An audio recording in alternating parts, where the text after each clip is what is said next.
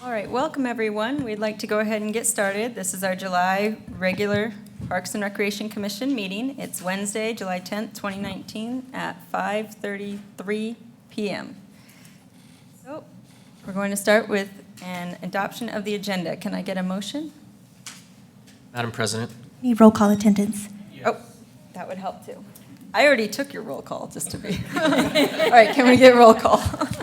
Yes, thank you. Jessica West. Present. Tom Gelsomino. Present.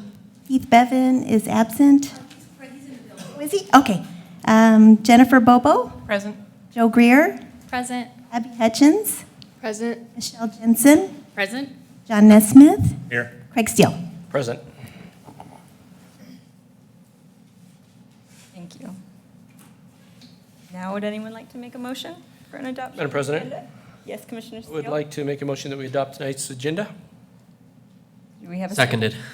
Perfect. Thank you, Commissioner Gelsomino. Motion granted. Oh, Got a vote. Sorry. I'm losing it tonight. I think I'm like ready to go. A little ahead of myself. All right. All in favor? Aye. Any opposed? Okay, now we'll grant the motion. Thank you. Let's do this again with the approval of the meeting minutes. Madam President, Yes, Commissioner I'd like to Steele? make a motion that we approve the meetings from May 8th, a regular meeting. Seconded. Thank you, Commissioner Gelsomino. Can I get a vote? All in favor? Any opposed? Motion granted. On to the fun stuff. Oh, not too fun. All right, to start with. It leads to fun stuff. Yes, Mr. Sidaway would like to make an announcement about a departure that we had. Yeah. So I get the departure and you get the fun stuff, I guess. Yes, But, you like it. Commissioner Mike Pepin did submit a formal resignation letter. And he just had some, priorities in life change and just said he needed to make a change and step down. He's missed several meetings this year already and just said he needed to do that. So we're going to be welcoming some new commissioners, which we'll get to shortly. Along those lines, while there was no specific heads up, nor is it on the agenda, I would propose that when we're done with the announcement section, it has been a rare occasion to have all 9, and we would love to snap a photo.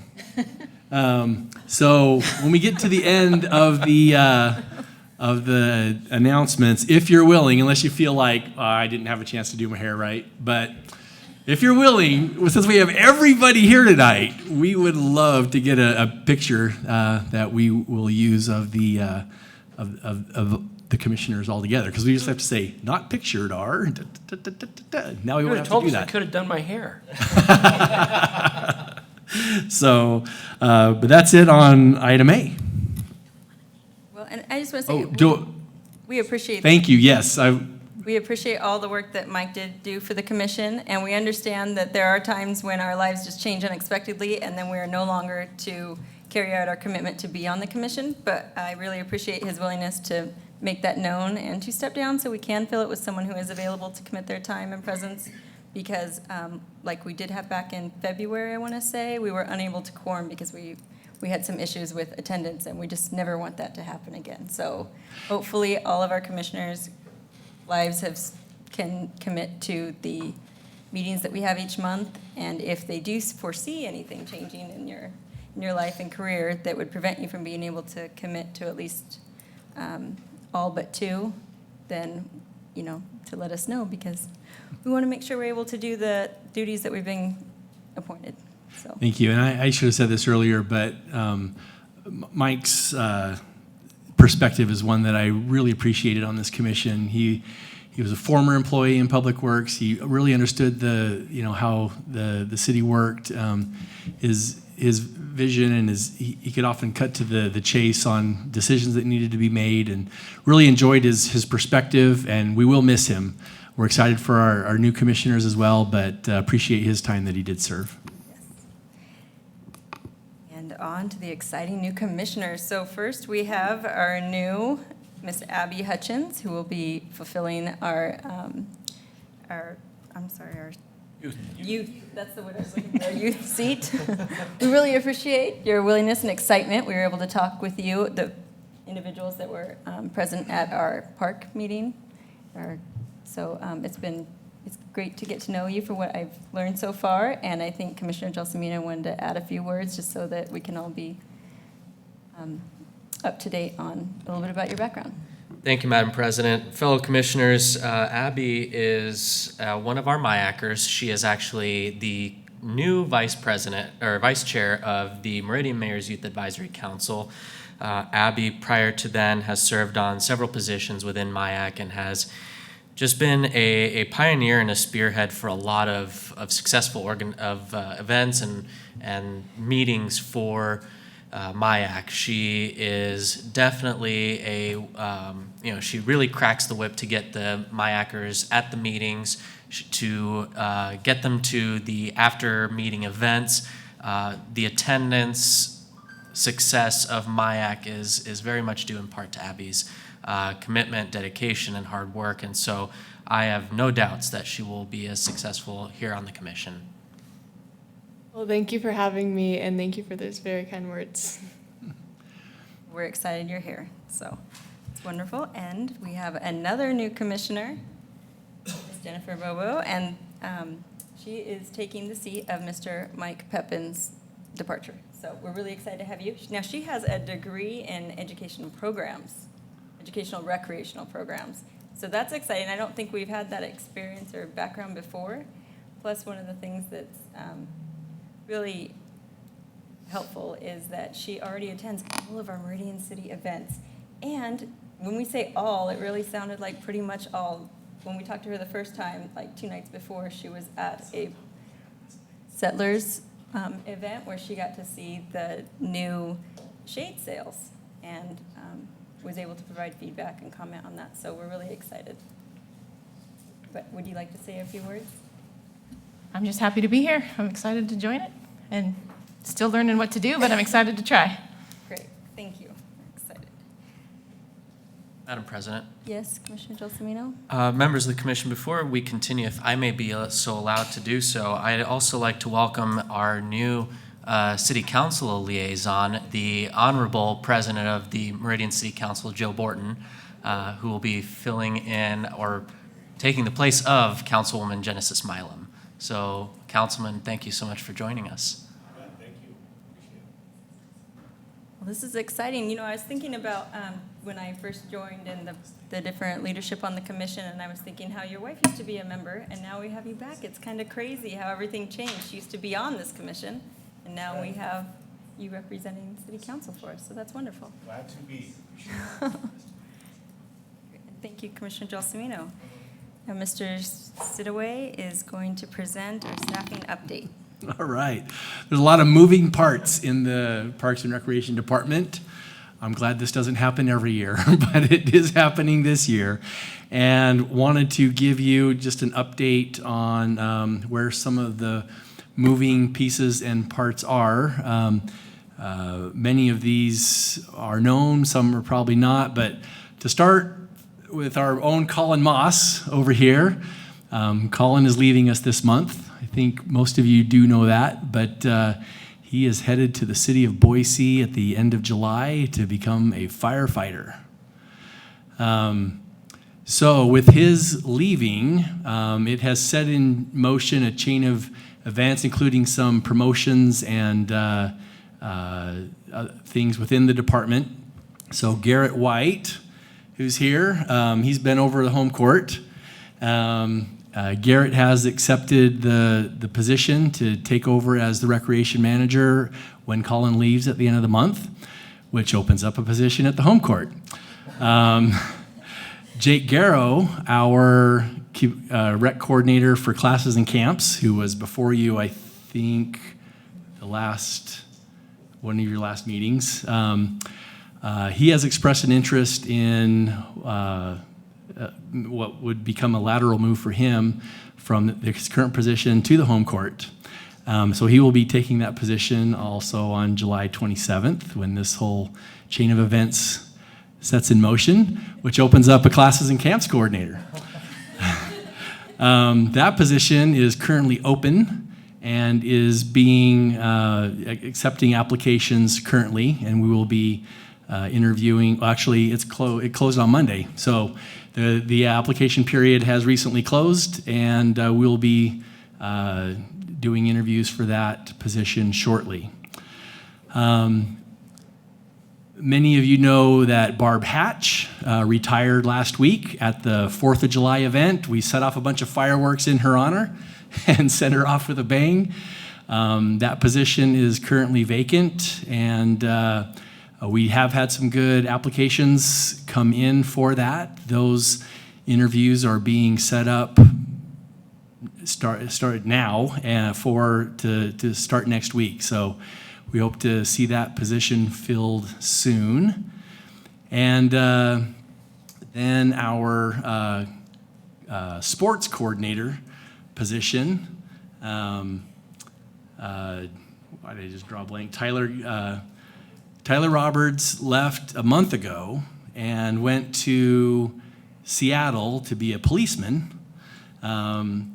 And his position is open. Interviews are underway. We had an interview yesterday. We have 2 more interviews tomorrow. This is the second round. There's been a first round. We're in the second round of interviews right now. Should have a selection for that position soon. And lots of moving parts and pieces, but it's all coming together. So I'm feeling pretty good and confident about where things are headed. About a month ago, it felt like the sky was falling a little bit, but it doesn't so much. I think we've got a good plan in place, and we're going to land on our feet and land well. So we wish those that are leaving, like Colin, all the best in their new adventures. And it's created some opportunities, which I know others are excited about, and on we go. But with some of those decisions recently made, just wanted to share that so you can hear it from us. Any questions? We're going to definitely miss you. So it's really unfortunate, but hey, congratulations, Boise Fire Department. That's exciting. That's huge. So congratulations to you, and hopefully we'll get updates and still get to communicate with you as you lead the organization. So thank you very much for your commitment and help. Madam President? I'd like to mirror your words, Colin. You've been amazing at your job. I'm sure Steve would say so. I've heard nothing but wonderful things about you, and I'm really sad to see you going, but I'm so excited for your new opportunity. And to that end, Garrett, I am really excited to see what you're going to be able to do with this new opportunity. So congratulations. Big shoes to fill. So. You wear size 12. Oh, they are. Colin's been wearing clown shoes lately, so I think they're size 26.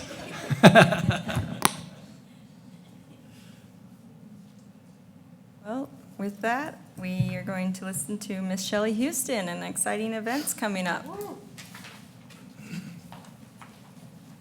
I'm going to miss Colin too.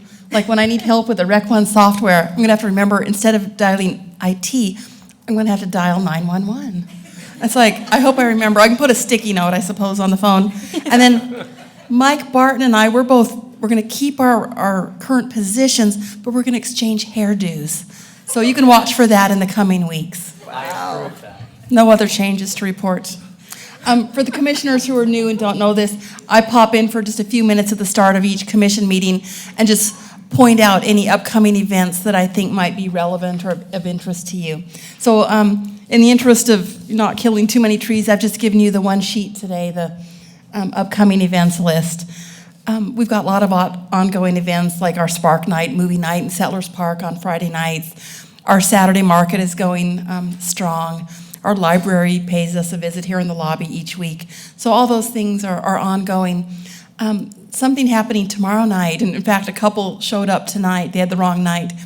It's this series of free workshops called City 101. And what we've done it before in the spring, kind of a pilot program.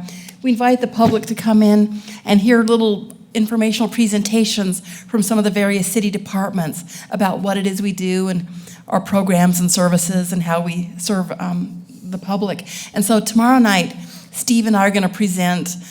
We're going to be in tandem with the Meridian Police Department, which they're a sexy department. So we've got like 65 people signed up. So no pressure. I guess we're like the opening act. So anyway, we've got a nice PowerPoint with lots of flashy pictures, and so we'll show off the Parks Department tomorrow night. And then in the future, there will be the same for some other departments and the elected officials. So that's called City 101. Also, a Meridian Town Hall meeting is scheduled for July 24th. You're never obligated to attend a town hall or a coffee with the mayor, but it's a good chance to come and kind of represent and meet some new folks. So that'll be on July 24th from 6:30 to 8 p.m. over at Sensi, which is kind of a fun location. So I'll remind you when we get a little closer. Then at the end of this month, we'll have our grand opening, a little pair of celebrations for Discovery Park. And if you'll recall, what we're doing on Friday, July 26th, we're going to do 11 a.m. ribbon cutting. That's a little more for the dignitaries and kind of the business types that had a hand in the park's design and creation and construction. And then the following day, on Saturday, the 27th, from 11 to 2, we'll have more of a public celebration where we invite families to come and literally explore the park for the first time. And not too many other attractions. We really want the park to be the star of the show. So we'll have some free ice cream treats at noon and some music playing. But really, the park itself and its amenities are the star of the show. That hands-on experiential learning and play. So those are coming up. Again, I'll give you a reminder. The only other thing I kind of put in red ink, National Night Out is on August 6th, and we don't really have a direct role, but that's a night when citizens and residents are invited or encouraged to hold neighborhood gatherings, to get to know their neighbors better, and to kind of show some solidarity against neighborhood crime and vandalism and that type of thing. A lot of parties are held in our city parks, and others are literally held like little block parties or neighborhood barbecues or ice cream socials. So anyhow, that's on August 6th. You could check with the police department to see if your neighborhood is registered to have one, or you might want to host a little something. If you need some ideas, let me know. Anyhow, as always, if you see or hear of something coming up and you're not quite sure what it is or what the inside scoop is, call me, because you know I always tell. So that's it. Do we have any questions at this time? Oh, I love your presentations. Oh, thanks. I'll send you an invoice. Okay, well, I think we're good to go. Welcome, new commissioners. Glad to have you. Colin, 911. Thank you so much, Ms. Shelley Houston. Now we're going to hear a June team building activity debrief by Mr. Sitaway. All right, so last month we had a special meeting of the commission. Instead of meeting here in our formal setting, we had a team building activity where we met out at Discovery Park, gave you kind of the firsthand behind the scenes tour with it nearing completion of the park. Had a little barbecue, get together, and would be interested in any comments, feedback, things, anything to learn from or change for next year. We tend to hold it in different locations each year. Last year was in Hillsdale. One of the specific questions that has come, do you want to take that one, Jessica, or do you want? No. So one of the questions that have come up a couple of times in relation to this event is whether or not family members should be invited. Previous commission, and it's literally up to you. So we don't particularly care one way or the other. Having the families are a great time for socializing together with families. Let people see and interact with our better halves, or maybe you are the better halves. We are. The past commissions have felt like they wanted it to be the commissioners interacting, and then the family event, which is also usually held in June, is the city picnic, which was a couple weeks after. So our past mantra has been commissioners for the commission team building event, families for the citywide picnic. We could open both up to families. We can keep it the way it is. If there's specific wishes, one way or the other, love to hear it. And any other feedback on the event. With that, I'll stand for any input. So I provided feedback. I was one of the individuals who had requested a family could be in attendance with our summer picnic, and that's when I learned that it was a previous commission's determination not to include family members because of the citywide picnic. I know I attend the citywide picnic, and it's huge, right? It's all employees and all volunteers from everywhere. So I'd still be happy if we could invite family to our picnics, but if it's something that the majority do not feel would be a good idea, then I just want to voice the opinion that I would like to include family members at the picnics if others were open to that as well. Madam President? Commissioner Steele? I think it's a great event, and I want to keep doing it. The reason that we've always had it as commissioners only is so that we as commissioners could get closer and be able to talk and interact with each other, learn more about each other, and have that interaction. Because if you have families and stuff, that pulls you away from the group. And so it's always been a way for us to get a little bit closer and understand each other a little bit better, and that's the reason it's always been commission only. Is that the majority of the commissioners kind of feel that way? No families? I mean, we're open to it, but I mean, I'm just telling you the way we've always had it set up, and the reason why was that so we could, build the relationships and get to know each other better. Madam President. Yes, Commissioner To- Delfino? Thank you. To echo Commissioner Steele's comments, in a way, I would suggest, or my own opinion would be having our families at major holiday events such as Christmas, but for the more workshop-y, more events like the event we had last month, I believe it would be appropriate to bond together as commissioners and as a commission together, and then our families, we would include them on special events such as 4th of July or Christmas, the Christmas parades. So I definitely echo Commissioner Steele's opinion on that. All right. Well, I think then that makes it clear that there are a few that feel that we shouldn't, so that's fine. We'll just go forward with the way that it's always been done, and I wouldn't want to interrupt our bonding. You appreciate all of you, so. It's just always Important been, that we bond. well, it's always been, though, we show up at our meetings and at events, but we don't have time to ever interact with each other. It's always, hi, how are you? Nice to see you, and then we go on our way. So it's just been a chance for us to play games and see the park and just talk with each other, kind of on the side and not be always at an event or something like that, so. All right. Well, thank you. Thank you for that feedback. We'll keep it how it is. Okay. All right. Now we're on to an exciting announcement on Discovery Park by our very own Vice President, Commissioner Gelsomino. Thank you, Madam President. Madam President, fellow commissioners, members of the Parks Department, as I was unofficially appointed as the dog park ambassador by my fellow commissioners earlier in my term, I took it upon me to uphold that title, and very, very proudly. And not only myself, but I had a few of our, if you would call them constituents, within the Meridian public and citizenry who have, in their incognito-ness and in their, way of getting into Discovery Park before its grand opening, kind of took a sneak peek in there, and it was relayed to me that they did so. They noticed that the new off-leash dog areas were kind of plain. And so Mike and I spoke in several meetings, and Mike advised me and gave me counsel on what suggestions he had and what suggestions I had to maybe do something different with the parks before our grand opening or after our grand opening, depending on the timeline, the budget, and everything else.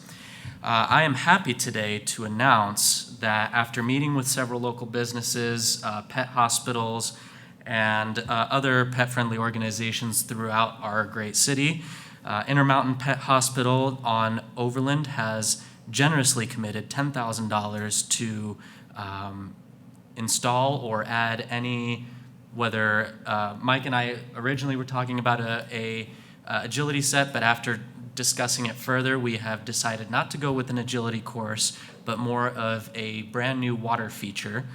We have a semi-blueprint idea of what that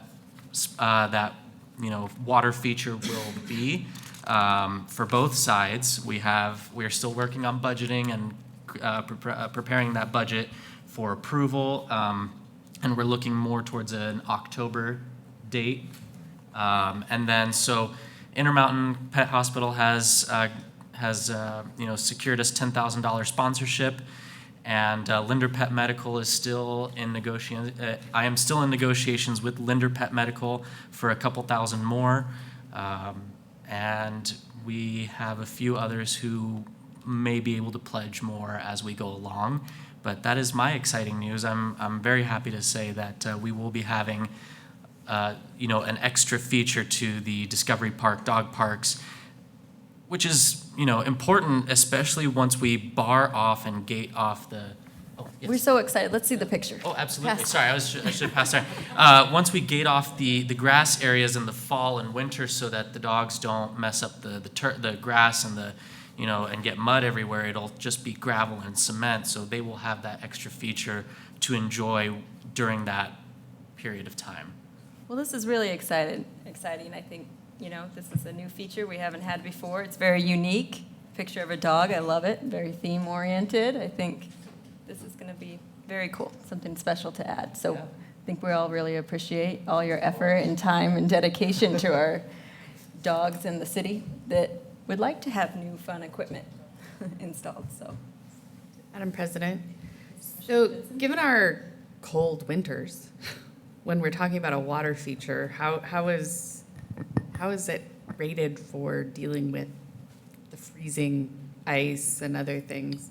Mike, how's it going to affect your staff and team in being able to winterize it and manage it? Yeah, we'll just, that's a great question. So this will be just a sprayer that you push a button, the water will come out, and the dogs can kind of loop around and bite at the water and enjoy that, cool off. It'll be winterized along with the drinking fountain, so it'll be operational from April through October. Okay. Yeah, so it won't be on in the winter, and there won't be any ice, so it'll be fine. Okay.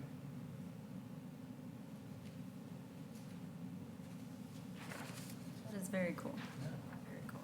And so you said it's about October that it'll probably be going? Is that what we're shooting for? Yeah, we're, So maybe next year would be the real grand opening of it? Just in time to turn it off. yeah, so we need to, we'll need to get an agreement with the pet hospital for, the recognition, number of years, that kind of stuff. The same thing we did at Story Park, and then do a budget amendment, a net zero budget amendment, based on the donation amount, and then procure the equipment, put a drainage in and concrete. So realistically, it'll be open next spring. Wonderful. So, but you know what? It's awesome. It really is a cool amenity to add to that small area, and I just really appreciate Dom's energy. And he came in and he asked if he could get a sponsorship for dog park agility equipment or some amenity in the dog park, and I was like, yeah, if you want to go out and ask for money, I mean, let's manage expectations that what that amount of money will buy, but yeah, if you can put it together, by all means, go for it. And he did it, and he sounds like it's gonna work. So good job. Thank you. Thank you. And as we had our last meeting, Barb was kind enough to, I left it in the car, but to provide me with a massive binder about the size of our commission binders that was called the Dog Park Task Force. And I have been meticulously dissecting that binder, and honestly, I personally feel that Meridian is so unique and wonderful as a city, and if we could come together at some point in whether our workshops or at an unofficial meeting and come up with an event, because Meridian has so many dog owners. It's the number is enormous. And if Boise can have See Spot run, I'd like to see if Meridian can be a little bit more engaging with its dog owners. And there are plenty of them, and they have formed their own community within these dog parks. When you go to Story Bark Park, they sit there, they have their meetings, they have their chats, they have formed their own community within our community. And I believe they deserve as much recognition and, in time, because there are people there who are regular citizens who will thankfully dump out the nasty water in the doggy pools and refill them, or there are some people who come with their own brooms and leaf blowers, and they'll either brush or blow the gravel back into the gravel section. There are people who pick up after dogs that aren't even theirs, and so I believe an event kind of similar to See Spot Run here in Meridian would be wonderful as a way to celebrate our dog owners and for everything they contribute to our community. Love it. Love your excitement. Thank you so much. And now I think if there's no other comments, let's take a picture really quick so we can move on and get to our meeting. Quick as bunnies. Could you line up best looking to worst looking? Okay, come on, don't make me get involved. We'll start with 4 people sitting and 5 people standing behind, and see. We'll go from there.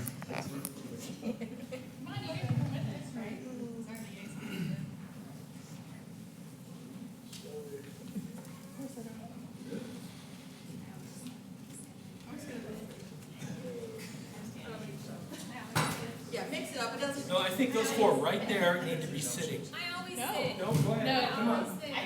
I think we women should get to stand for once. Anybody can be anywhere. I'm gonna sit because I don't Yes, nobody wants to, so let's just. Can I lay down in front? Anybody want to sit next to me? No, you may not. Get our meeting. I think we need a picture with Steve laying down. John, what do you prefer? All right. Okay. I know you feel a little goofy back row, but can you snuggle it up just a little? Sorry. Okay, not that snuggy. Okay, I think we're good. Okay, we're gonna go one. Oh, it started without me. Good Lord. No, say, wow, I was so pleased. Wow. Okay, we'll go 1, 2, 3. 1, 2, 3. And 1, 2, 3. I got some smiles. Can we get Steve laying down? I'm pleased. That would show up in every Christmas PowerPoint from now until I retire. You keep looking at the camera. Yeah, I know. Okay, take my slide multiple You know what you're doing.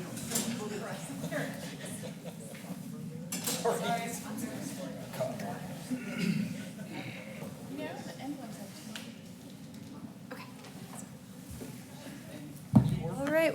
Well, thank you, everyone, for taking that brief picture. So I know it's really important, so appreciate it. Now we have a new business presentation with the City of Eagle Pathways update. Is Mr. Steve Noyes available? Welcome. Thank you. It's good to be back here again. I'd like to add that, Colin, I'm going to miss you as well. We've not met, but the reviews, I couldn't believe it.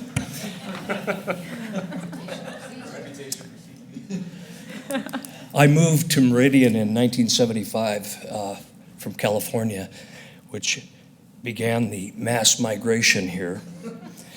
I now live and work in Eagle, and I'm very happy and privileged to do so. Not sure how this goes. Okay. Quick rundown. We currently manage about 22 miles of trails, manage and maintain them. And they're all trails of all varieties. Our area, though, we have a trail system of 28 miles, connected trails of 31 miles, and about 13 miles of bike lanes. This is kind of an aerial view of what our pathway system looks like right now. It's fragmented. The yellow areas are the areas we maintain. Pink are the HOAs and business-owned pathways, but they are public. You'll see some orange, and those are our natural surface pathways. We've added green to that same image, and those are the projects we have going on right now in various stages of development. And they range from parking lots to bridges and so forth. We're very active right now. We've got a lot going on. And it's kind of a whirlwind, kind of like your musical chairs you've got going on. And that's half of Eagle City Hall you mentioned right there. That was amazing. Our green belt is a huge economic driver. It's a big asset to our community. A lot of people don't understand how busy they are. We have one traffic counter by Merrill Park, and this is not our busiest area of the green belt. It picks up 13,400 people a month walking by that area, 450 a day. It's largely recreational in use. As you can see in this graph, you can see that it's kind of daytime use. It's not commuter-oriented. That's going to start to change as alternate transportation becomes more the norm. But this Greenbelt counter picks up more people than go through the gates of Bronco Stadium every year. And that'll just kind of give you an idea. We're going to install 3 more counters to get ahead of the counting process. It's a big asset for grant applications to be able to say, hey, we've got this kind of traffic here. We need to expand here. We need to maintain that. We need to improve this. So that's going to happen this fall. The big preoccupation for me was the flood of 2017. We are still in the middle of negotiating with FEMA and waiting for awards to be granted. I won't go into the bloody details. I think we talked about this the last time I was here. It has been an amazing process and very time-consuming. We were underwater or over flood stage for about 100 days that year. We had about 1 mile of pathway damaged, about 71,000 square feet, about a half a mile total of riverbank in 22 separate work sites. So it's a really fragmented, difficult project to manage. We've got, with the RFPs and the access and mobilization, it's been a real nightmare. Although we have not been able to do a lot of it because they have not granted the 2nd and 3rd levels of FEMA funding. But we're going to start this fall whether they like it or not. Again, I'm not going to go into details, but we've hung in there with FEMA because it will realize us about $1.3 million in mitigation. And that will be to improve the pathway system that we have for the next round of flooding. Because flood, it will. This year, or the 2 years after that event, we used to overtop our pathways at 4,200 CFS at the Glenwood Bridge. We're now overtopping at 2,700. 2/3 the flow is now going over the top of our pathways in several areas. So we have to mitigate, we have to make that stronger, and so that we can withstand those sort of things. We're working with Flood 10, Army Corps, to try to find a solution and try to dredge, if you will, key areas to eliminate some of that problem. Again, though, taking a regional view at Eagle, we feel like we are the hub of the future alternate transportation network. If you look at us there, we're right in the middle. And that's in the middle of foothills trail systems, greenbelt trail systems, and so on. So 3.5 years ago, we set out to create a master plan. It took 3.5 years to get this done. It was a great education for me. I'm new to trail management and development, and this was a college course in how to create a pathway system and to find out, what's important to our city and its citizens. That was adopted about 2 months ago, so we have some direction now. A lot of people involved. We had a final survey that we sent out, and we had 744 surveys taken. That's bigger than any survey the city of Eagle has ever experienced, by a long shot. It was bigger than the Ridge to Rivers recent foothills management survey that they put out. And they're a much, much larger system. We have a very trail-oriented city. Bottom line, we came up with a proposed network, pathway bridges, natural surface improvements, underpasses and bridges are the big thing. This represents about $20 million plus at current levels of construction costs to get this done. I'd be very pleased if you would review the plan or any part of it and hit me with any questions you have at another time. I believe she passed out a list to you, Rachel, thank you, that had, I should say, a link of where you can find it. But if you can just go to our city website and navigate pretty logically to get to it. But with the health impact assessment, it's a 90-plus page document. Interestingly, St. Luke's Hospital stepped up and paid to have a health impact assessment done on trails. And that was a very interesting process as well. They could give you a dollar amount on how much healthcare costs will be changed by building out your pathway system. And it was like $16 million a year at our expected rate of growth with the kind of recreation that will be available at that time. We're heading for 76,000 people in 2040. That's the forecast for Eagle. You guys know what that's all about, though. When I moved here, I think it was 3,000 people. It's been amazing to watch your work. Again, bridges are, see, we have 2 state highways running through Eagle, and we have 2 river channels. Boise has 1, Star has 1, Eagle has 2. So to be the hub, try to create a hub on top of 2 highways and 2 river channels, it's a bit of a challenge. And currently we're working on crossing the North Channel at Eagle Road. And just since we initiated that project, or at least study, the project went from about $1.2 million to $2.4 million in expected construction costs. I've got a list of 5 bridges I need. That's a lot for a city of currently 31,000 people. Natural surface improvements, we also want to connect to Avamore, Bogus Basin, Hidden Springs, and BLM. East of Highway 16 and north of Beacon Light Road, this is the rough area, those yellow ellipses. There's 18,000 acres of BLM land. And we have an MOU to develop that into a trail system and or park system for the city of Eagle. We're moving along at the speed of government. Things aren't happening very quickly. We actually started working on this in 2006. When the crash came, it was tabled, and I'm trying to revive that now. That plan can be an amazing asset to the city of Eagle and the whole region.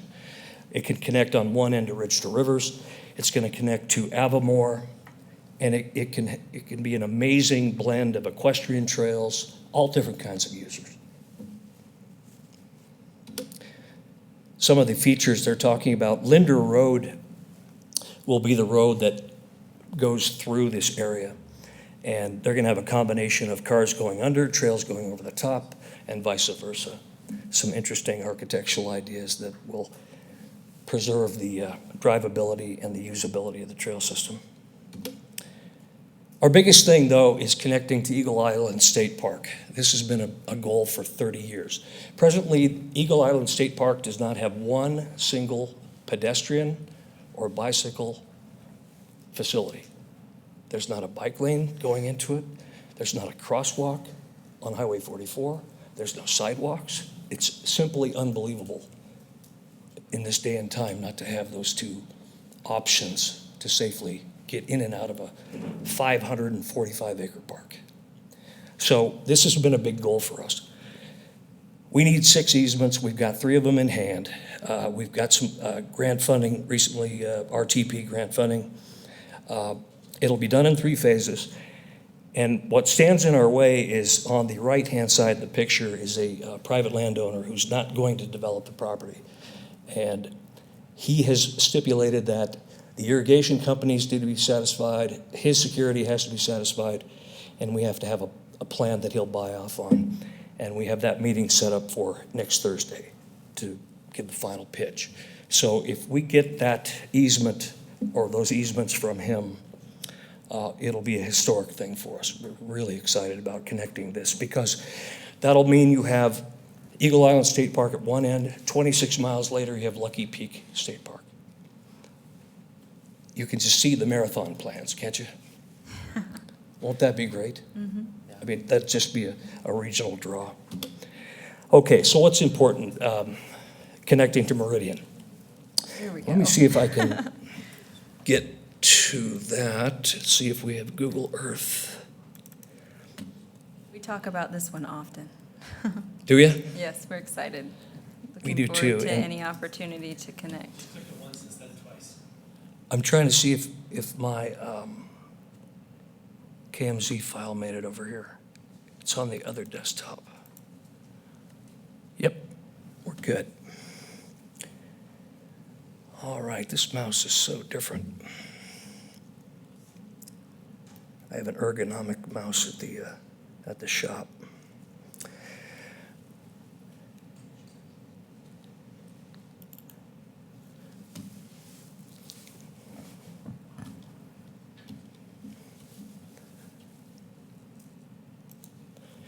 I wanted you to be aware of a recent Greenbelt connection that has been made to Chinden Boulevard. And not that a whole lot of Meridian traffic, bike ped traffic comes this way, and there'll need to be a crossing to access it. But this leads down into Lakemore. So if we pan away, here is Eagle Road, and here's Chinden. And here's that new connection that runs down into Pamela Baker Park. Wow, so that's on the, almost to like the YMCA is over here? That's correct. So it's on the opposite side, because we've talked quite a bit on the Locust Grove connection as being what we thought would be our first opportunity to connect. And I'll definitely report to you on that. This trail in yellow it exists now. It takes you out to Colchester and runs all the way over to the Boise border. And this is a new park that we're developing right here, Pamela Baker Park. We're gonna have some bathrooms and parking there too, so you know. Come on. So you said this is a trail, is this a 10-foot wide? The first one I mentioned, the one that goes out to Colchester, is concrete for the most part. There's a asphalt break in the middle when it runs through the housing near a pond, but it's mostly concrete. It's detached and attached in places, but it is officially a green belt that runs all the way out to Eagle Road at Colchester, where there is a crosswalk there. And then you can see here that we also have a new trail here that runs towards the Boise River. And then Boise owns the second half of that trail that takes us all the way to the Boise River. These trails are built and they're open right now. Wow. Also, there's a connection at that point to our infamous Laguna Trail. If you know anything about this, this has been the most controversial trail in our history. And we're glad to have an alternative to get people around that. It's a natural surface trail. It's just gorgeous, but it's a bit of a controversy at times. Also, that white line that just popped up, that's the connection to Garden City. So you can visualize now getting from Chinden down to the river and heading out to Garden City or turning left. And if I can make that work.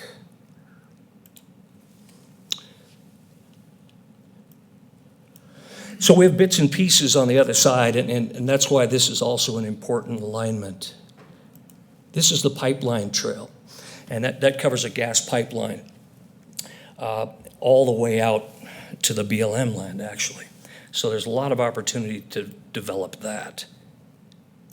But the reason that is important is that's the extension out to Mace Trail. That's our Mace Trail that runs along the North Channel on the south side. And then, as you can see, that heads back to Eagle Road. One important factor here is that Eagle Road has no bike lanes on it.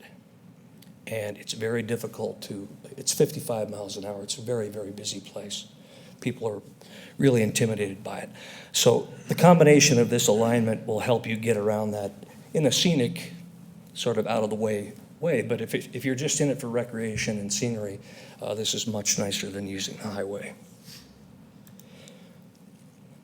So let's try to get over here. There we go. That's more like it. Well, before we leave and get out of the picture, I just have a question about the connection that goes on to Chinden, that one, the very first one, the Pamela Barker Park.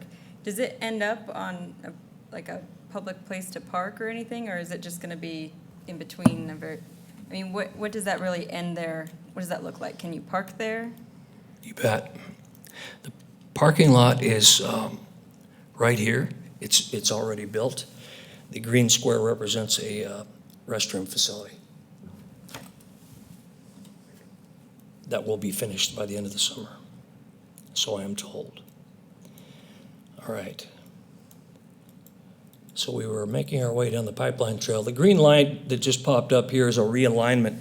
This is an area that was badly flooded, but this is going to help us get to Eagle Island State Park. And FEMA is actually going to help us realign that through mitigation. This little piece of it, a private citizen actually gave us an easement through his backyard to help us make this happen. Really wonderful family. Then this is the Newman Levee. This is 0.7 of a mile. And if we get that done next Thursday, we'll be in Eagle Island State Park. Now, it's going to take a few years, obviously, to gather funding and get this done, but that's the look there. All right, so let's talk about Locust Grove.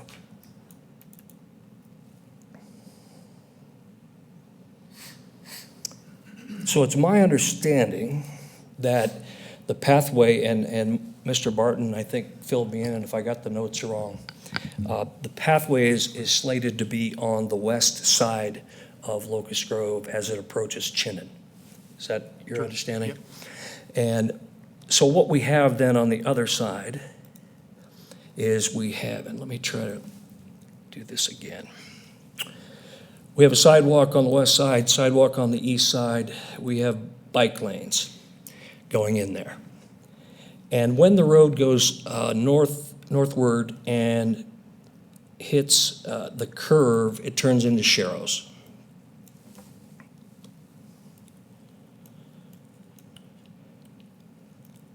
Now, the potential for Locust Grove connection, this is Banbury. It's built out. It's not super bike ped friendly. It does connect to Colchester over here as you navigate your way through there. So that is one potential for it. Sharrows and now we just negotiated an easement along the river here for sportsman's access mainly, but we have the option to develop a paved pathway if we get connectivity in the future. We're going to have public parking in there on a limited basis. We'll have a connection that runs out to the development itself. And so a potential exists really to connect Locust Grove to that. And if we did that and we had a bridge, we could pop that over into Eagle Island State Park as well. So that has potential. I don't really see it high on the list in terms of getting bridge money. We need 3 or 4 more than before we need that one.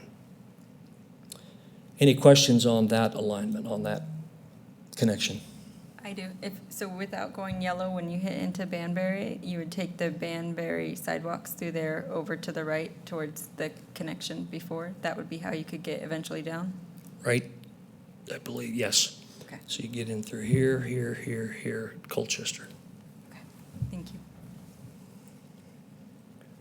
And let's turn that off and let's go here. As you may or may not know, Linder Road is scheduled for redesign, for expansion. Between Chinden and Highway 44. The most recent study and plan available says that it's going to be 5 lanes wide with a potential for 7 in the future. And this is going to take some of the north-south off of Eagle Road, hopefully. We just don't have enough water crossings in Boise and Eagle. We just really need vehicle bridges, but we haven't been successful in doing that.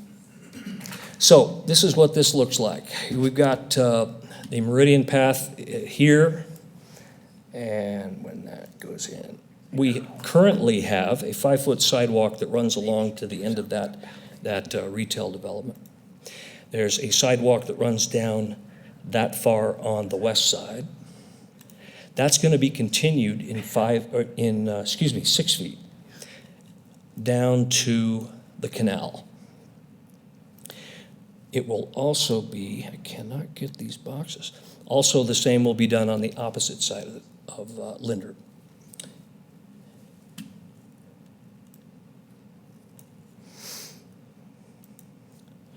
Six-foot bike lanes will also be a part of this. So you'll have attached or detached sidewalks and 6-foot bike lanes all the way down to, what is the name of that canal? I think you're, the Phyllis? Phyllis. Yeah. Thank you. Well, that blew up for some reason. That's not at all what I laid out there. There'll be a bridge or bridges that span the canal, and this is the south channel. Let me turn off that bridge because it's distracting. After that bridge, and on that bridge, by the way, the pathway will go from 6 feet to 10 feet on both sides. It will be attached because there won't be, a way to create a lawn there on the bridge or any kind of separation that's meaningful, and it'd be very expensive to do that. But my understanding is it will not be detached. We'll also have a green belt on the other side, and these will run all the way to Highway 44. And they will be detached, except for on the bridges that we discussed. Come on. Here's another potential connection to Eagle Island State Park by Hatchery Road. If we get some help from ACHD, that's going to be a way to get in there. There's all kinds of ways we could do that here. Then, we will have a bridge over the North Channel here in combination with an underpass. So if you are on the west side, taking the green belt down, you could go over the bridge, go under the tunnel, whatever combination you need, and get into Eagle Island State Park from your Meridian traffic that comes down by way of Linder. These connections on Linder, timeline-wise, is this, how far out? with I'm these? sorry. What is the timeline? Timeline? This for is not a this funded section? project Okay, yet that's what I was by trying- ACHD. This is Okay. all in the planning stages. And it's pretty complex. It's bracketed with state highways and Okay, I just didn't know if there was already a set, it seems like you've No. identified in detail exactly where everything's gonna go, I just wasn't sure if it was. yeah, there's been some planning, and this is about as far as we've gotten with ACHD. Madam President. Yes, Commissioner Gelsomino? Mr. Noyes, if you would allow me to just very briefly interrupt you with a question out of curiosity. You mentioned Linder will be expanded to 5 to 7 lane expansion in between, you said Chinden and what was the other intersection? Highway 44. Highway 44. Yeah. Where, if I'm trying to picture that section correctly, where is the room coming from for that expansion? Is there not residential area and retail on both sides of that? There are some land purchases going on, for sure. And there's some existing right-of-way that is already there. The area up here, as you see, this is already wide enough for that. Not with separated green belts, but it's already wide. You've already got like 6 lanes down here if you count turning lanes. But Yeah, there's some right-of-way that has to take place, some eminent domain.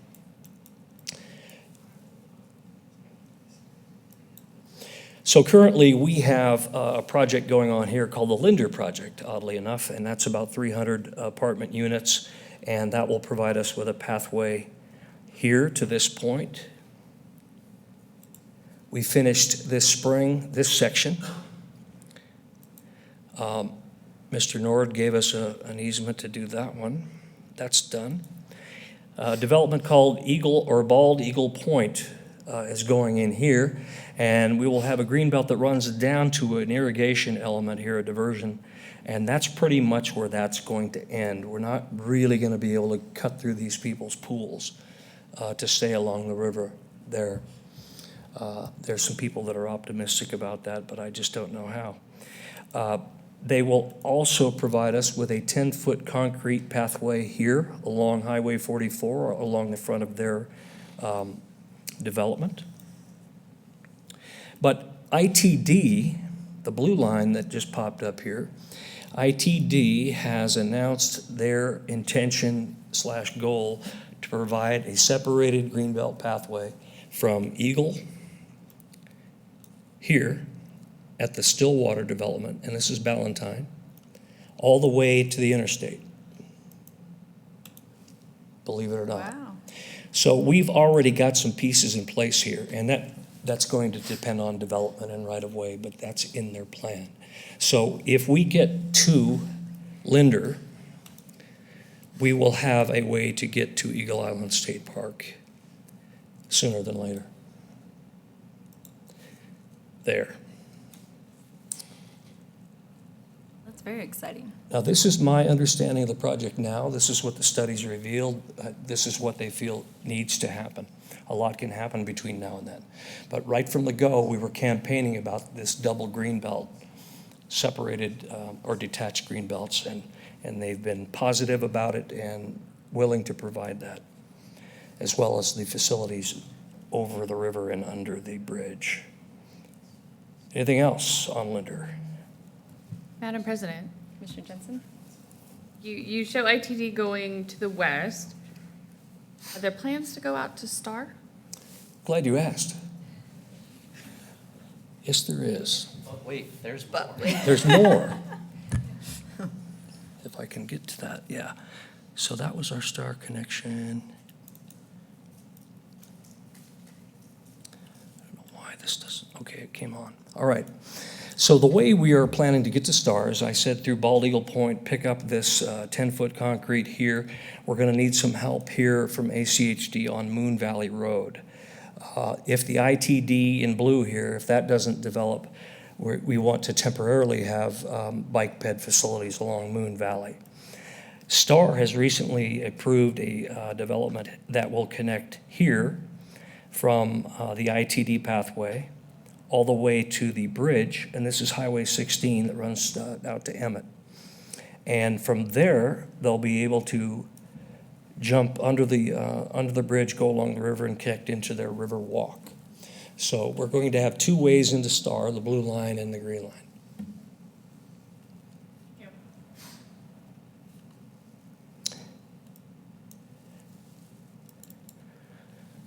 We really appreciate all this information and the detail you've put into this. This really helps us understand the goals and the opportunities that are to come. And I know we're very excited to connect to your pathway system, and we'll definitely want to keep updated on the different approvals and processes once you guys are starting your development plans. A lot of moving pieces, and as you know, these things develop like puzzle pieces, that pop up, and you get them done quarter mile at a time or less. And so that's why we're trying to imagine options like the Moon Valley versus the ITD, and trying to, lay the way for, not shovel ready, but lay the way in the planning stages to have things ready when things start to thicken up one way or the other. We have pathway projects going on out here in the Northwest like crazy. There's so much development going on out here. And we've got, I think I can show you what that looks like. Trails in development. Madam President. Commissioner Gelsomino? Mr. Noyes, while you're looking for that, have you and your team in these projects, have you guys encountered in your experience any unannexed areas of your city that have presented a roadblock to those projects, or have you pretty much had a smooth sailing in that particular area? There are projects that we're involved with Ada County and Boise, particularly running up Dry Creek to the north, or north and east into Avamore through the new Dry Creek Ranch subdivision. I don't know if you've seen that. We're working on that. We're working on a joint project to connect the green belt all the way up to Avamore. Instead of going through the canyon where the vehicle traffic is now, we're going to go around that area and in the back way to Avamore. That's the plan right now. But we haven't run across anything that was a red flag or a dead stop. Everybody's been very cooperative. Now, and I'm not working on developments that aren't in our planning area, but there's been a lot of coordination with the city of Star and Meridian, and the developers are really starting to buy into this system. We've come up with ways to make this a win-win, and before they even do a pre-plat, they come in and meet with me and Public Works, and we say, look, don't waste your ink. This is what the commission is going to want to see in this development, because this is what our big picture looks like. So, their P&Z is stopping them from making drawings. As soon as they hear something's developing, they say, you got to talk to the pathway guy because he's going to ruin your plan if you don't. So it's great. We're getting a lot of participation from P&Z and a lot of buy-in from the developers. Wonderful. Anything else? Well, thank you so much for your time. Like I said, we Thank really you. appreciate it. Pleasure to be here. Thank you. All right, next is Mr. Beej Johnson with the Recreation Supply. Thanks, everybody. It's great to be here. I do want to, Madam President, I do want to start with by saying, Colin, I will also miss you. So there's some history with Colin and I. So I started my career in Parks and Rec up in Lewiston, and Colin's dad, Lynn Moss, hired me for my first full-time Parks and Rec job. So that's my boy. Dad hired you. Nice. At our Parks, Pathways, and Commission meetings, I always have to follow that guy. Nobody wants to listen to me. So thanks again, Steve.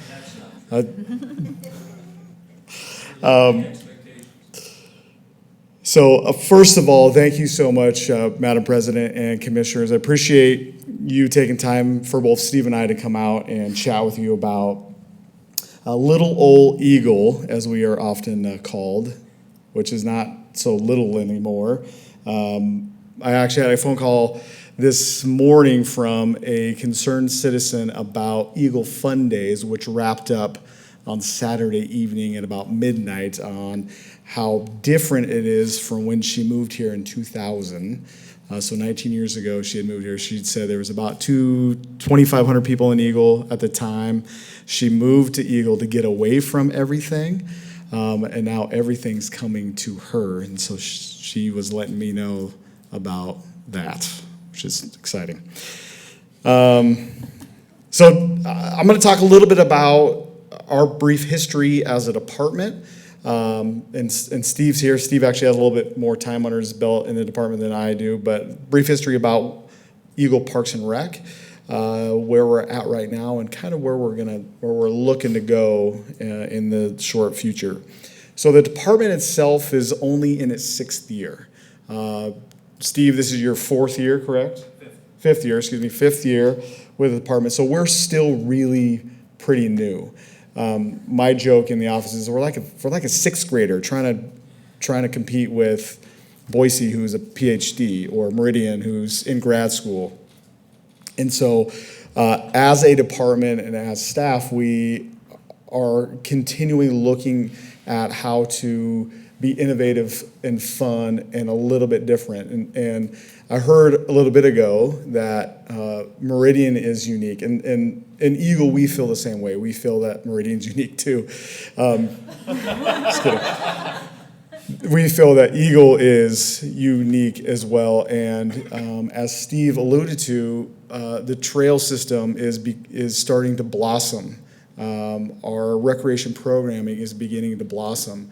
Our parks are beginning to blossom, and we're starting to acquire more land and even redevelop the land that we already have. So we're in a position right now that we are really excited about our future, about what's happening in Eagle right now, and then what's going to happen in the future. So our mission is to provide and create exceptional opportunities for play, which improves the livability and quality of life, and that's something I'm going to highlight here, and quality of life for people while fostering respect for the natural and cultural environments of Eagle. So every commission meeting, I say, we will continue, we promote community health, we support economic opportunity, and I want to talk a little bit more about that in depth. Ensure equity, proactively and responsibly manage, safely connect and circulate, which, as you can see, Steve is a master at, and provide great recreation choices. So the department itself is really a three-headed monster. So it's myself, Steve Noyes, Trails and Pathways, and Eric Ziegenfuss, our Public Works Director. And Public Works in Eagle is really park maintenance and building maintenance and kind of those logistics. We obviously don't have roads and streets because HHC takes care of that. Eagle Sewer takes care of the sewer systems. We do have a water department, but that's its own department within the city itself. So the three of us manage the Parks and Rec department. About a year ago, the mayor did a reorg and really put the three of us together to manage the department as a whole. So in those three things, trails, recreation, and parks. On the recreation side, we manage 11 events throughout the year. The only month we don't have a special event going on is January. And Colin and Renee can attest to that. It's pretty standard, that there's something going on every month. And then these last 18 months, we've offered 97 unique recreation programs to our citizens. We're really proud of that. We're really proud that we're trying to push that innovative button. And a little later on, I'll talk about kind of our process, how we do it, and the types of things that we're going to be offering in our next activity guide. So real quickly, we don't have a ton of established parks yet. We do have some projects coming up that I'll talk about briefly, but kind of the biggie is our 80 Eagle Sports Complex, and Steve oversees the management of that facility itself, and he would attest that it is our probably most popular park. And it's most popular because of the trail system, the bike, there's BMX. People know what it is. And he didn't talk about it in this presentation, but it's also a gold facility. IMBA Gold Ride Center. And so it's one of the top 6 ride centers in the world, which is pretty exciting. Or a part of a ride center or a system in the world. So we also have a teeny tiny little park called Arboretum Park that's adjacent to our senior center, Friendship Park, Heritage Park, that's where the gazebo is at in downtown Eagle. That's where the majority of our special events are. We affectionately called OK Park or Orville Crayson Park, which is just a little neighborhood park. Reed Merrill Community Park, which is kind of our gateway into the green belt. And Steve talked a little bit about how much impact that park itself has on the economy and how many people go through that park every single day. Stephen Gerber Park was redone this last summer, and I think, Mike, you're going to go out there and check out the splash pad at some point. It is a recirculated system, so Eric Ziegenfuss helped design the system. So water comes in, it is splash padded, and then underneath is basically a pool with that used water, and then we use that water to irrigate Gerber Park. And so it's all recycled. It's phenomenal. As a matter of fact, I'm going to toot Eric's horn a little bit. The company that we used is called Vortex, and they're using Eric's plan and his engineering on their products now. Somebody asked him the other day, "Do you get paid for that?" He said, "I'm a city employee. I don't get paid for that."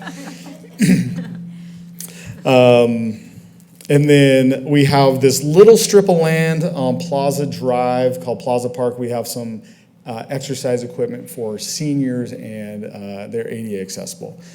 So that's what we have developed right now. So the projects that we're going to start is West Park, and I'm hoping my link will work here. Just show, actually, you know what? I could use this. So West Park is north and west of downtown Eagle. It is on Floating Feather and Meridian Road. It is this piece of property right here. So Eagle High School is to the west of the property. Our property line is approximately at this softball field right here, and everything north of that. So this piece of property here.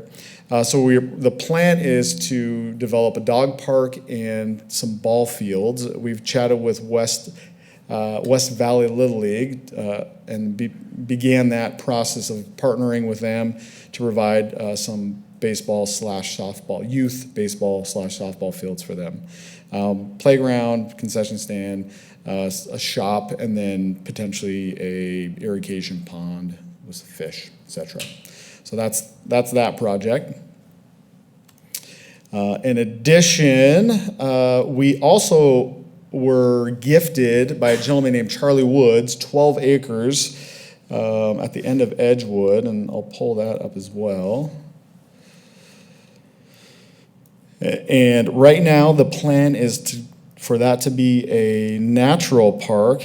I've got to find Edgewood. Steve, can you help me out? Oh, they're right there. There it is. Thank you. So this 12 acres right now is deemed at Charlie Woods Park, and it has 2 ponds and a natural area. So this is something we will develop in the future. There's not necessarily plans right now.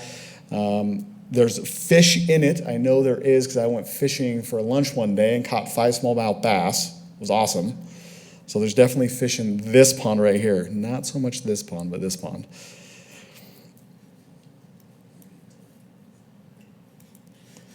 A real quick funny story. So most of this development, it's called Belvoir, don't know that this is city property now, and so they're very protective of their ponds.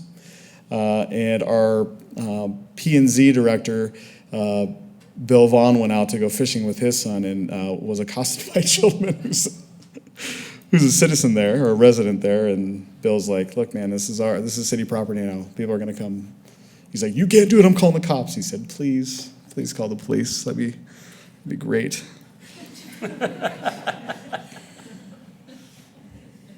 Yeah, very, very protective of their ponds. And as Steve had mentioned, 17.5 acres, Pamela Baker, which is part of the Lakemore pathway that Steve had talked about, and there's 2 more ponds there. So the city will have 4 ponds. Pamela Baker's not quite ours yet. As soon as the bathroom's done, then the developer will turn that property over to us. So right now we have 2, so we'll have 4 ponds to develop in the future as well. So as you can see, we're very excited about, and these aren't huge pieces of property. It's not a Discovery Park type of property yet. However, but these little pieces of property that we get to utilize and have our citizens use in the future is really exciting for us. In addition, I was just telling Garrett this, we just purchased 1.7 acres right in downtown Eagle, and it's a piece of property called The Landing, and we are going to move our admin offices there. So Parks and Rec will be there, as well as the Eagle Museum. They will also be there.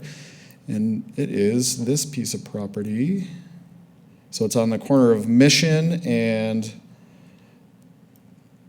too far north, Mission and Eagle.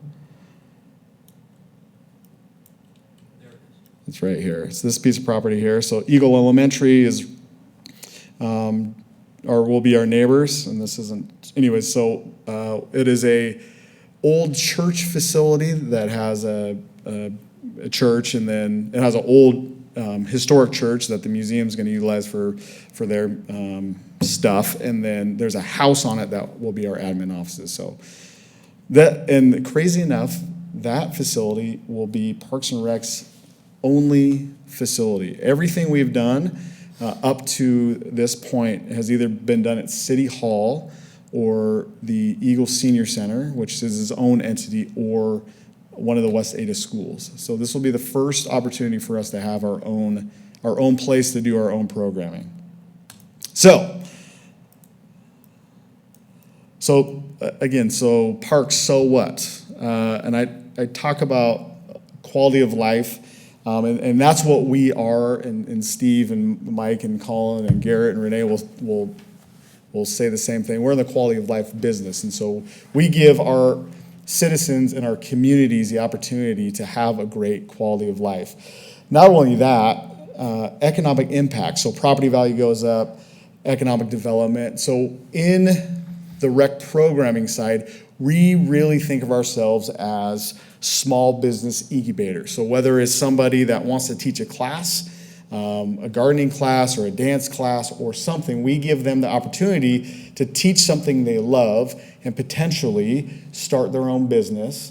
And then those who continue on potentially have their own brick and mortar store, which then helps our economies, our community's economy. And so that's when then I talk to our economic development director, Robin Collins, about finding somebody a space to call home in Eagle. So not only that, our market, just as Meridian has a market, our market is also that opportunity for small business incubation. Somebody that, you know, a mom or a dad or a kid who has their own soap company, or they want to make soap or bath bombs or whatever, lip balm, they have the opportunity to sell their goods and create their own small business. So in addition to health and well-being, and we feel that we're an essential service. Steve and I were at IRPA, and Colin and everybody else was at IRPA in Boise in April, and our keynote speaker said, "I love being number 3. He's like, "Police, fire, Parks and Rec. I'll be number 3 all day." And so really that's the attitude and the philosophy that we have, is that I'll be number 3 all day, except for sports. I want to be number 1. So we, as a industry and as a department in Eagle, we feel that we are an essential service to the city and our community. So with that, I'll stand for questions. I have another hour, so I'm going to wrap it up. So with that, I will stand for any questions. We are programming the heck out of what we have and what we want. I encourage everybody to just take a look at cityofeagle.org/recreation. And then all of our activity guides are on issue.com/Eagle Parks and Rec, so digitally. And if you really want one, I'll send it to you, I promise. So with that, I'll stand for questions. Madam President. Commissioner Gelsomino? Beej, one quick question that I had regarding Eagle Island State Park, which, you know, from time to time I'll take my dog there, and I've taken, you know, family there. In the instances that I've gone there, you know, there are, and I don't know how much of control the city of Eagle has with, you know, versus the state and that relationship in that particular sense, but with regards to, there are certain areas that, as I was walking through the pathways within Eagle Island State Park, there was a lot of dry brush, a lot of, I guess, flammable dry brush and a lot of goat heads. What is your vision, or what is the City of Eagle's vision in the relationship with the state ownership of Eagle Island State Park, as far as what Eagle Island State Park will look like, let's say 5-10 years down the road, vision-wise? So I'm going to go 20 years down the road. Okay. 20 years down the road, the state says, hey, we don't want this anymore. Do you want it? And then we say, heck yeah. we would love it. So Steve actually has a really good relationship with the park manager. In the past, there was some politics in play. We don't really have anything to do with the management of that facility at all, minus that they're within our city limits. As far as day-to-day operation or anything, we have nothing. We got nothing. Steve has a really good relationship with them as we're trying to get pathway into that park. That's the metaphor for us to then open up our relationship with the state and the director, David Langhorst. He wants to have conversations. There's been some politics in the past. It might take a little time, but 20 years down the road, I can see that being a huge asset to the city of Eagle. I don't know if the state would ever want to give that up. I mean, that's a big park to them, but it'd be great. It'd be great. Steve and I have talked about it at length in the office about what if that was ours? What would we do? How could we manage it? So it'd be pretty cool. Thank you. Commissioner Greer? I did have a question. Didn't they just opened another access into Eagle Island, didn't they, off of state? Say that again, Is there a apologies. second access now to Eagle Island State Park? I'm off going of to State defer to Street? Mr. Noyes. There's one official access. They closed the Hatchery Road entrance for daily in and out, and I believe they just are down to that one daily right off 44. We should probably get you on the microphone if we could. Oh, okay. So the other one, so there's one access, but it's just off of state. Yeah. Yeah, to my knowledge, there's the one access off Highway 44. They don't man the gate at Hatchery anymore. I think they can for special events if they chose to. They haven't completely sealed that off. We were looking at that, and interestingly enough, the flood, if we'd have gone to 10,000, we would have lost both our bridges over the North Channel, and that would have trapped a lot of people on the island. So we were trying to find a way to get to Linder. And so we were discussing with them to go through the park out onto 44 or out onto Linder. So I know it still is active and potential for active. So is there potential for access from that entrance? Are there improvements on 44 on that side? Because that's over by Edgewood and that whole development, correct? Could you get a little closer to the mic, old guy? Sorry, bad so ears. the development that is north of 44, North of 44 at that entrance. The business am I up development an entrance there? too far? Yeah. I guess we should go there, huh? We have these tools. While Steve's driving the map there, I'll just say the entrance off of Linder on Hatchery Road used to be the only entrance into the park. Right. That one closed Okay. when they opened the new main entrance off of Highway 44 that comes from the north side of the park in. And that is the current main access into the park. Steve? Yes. Both Steves. No.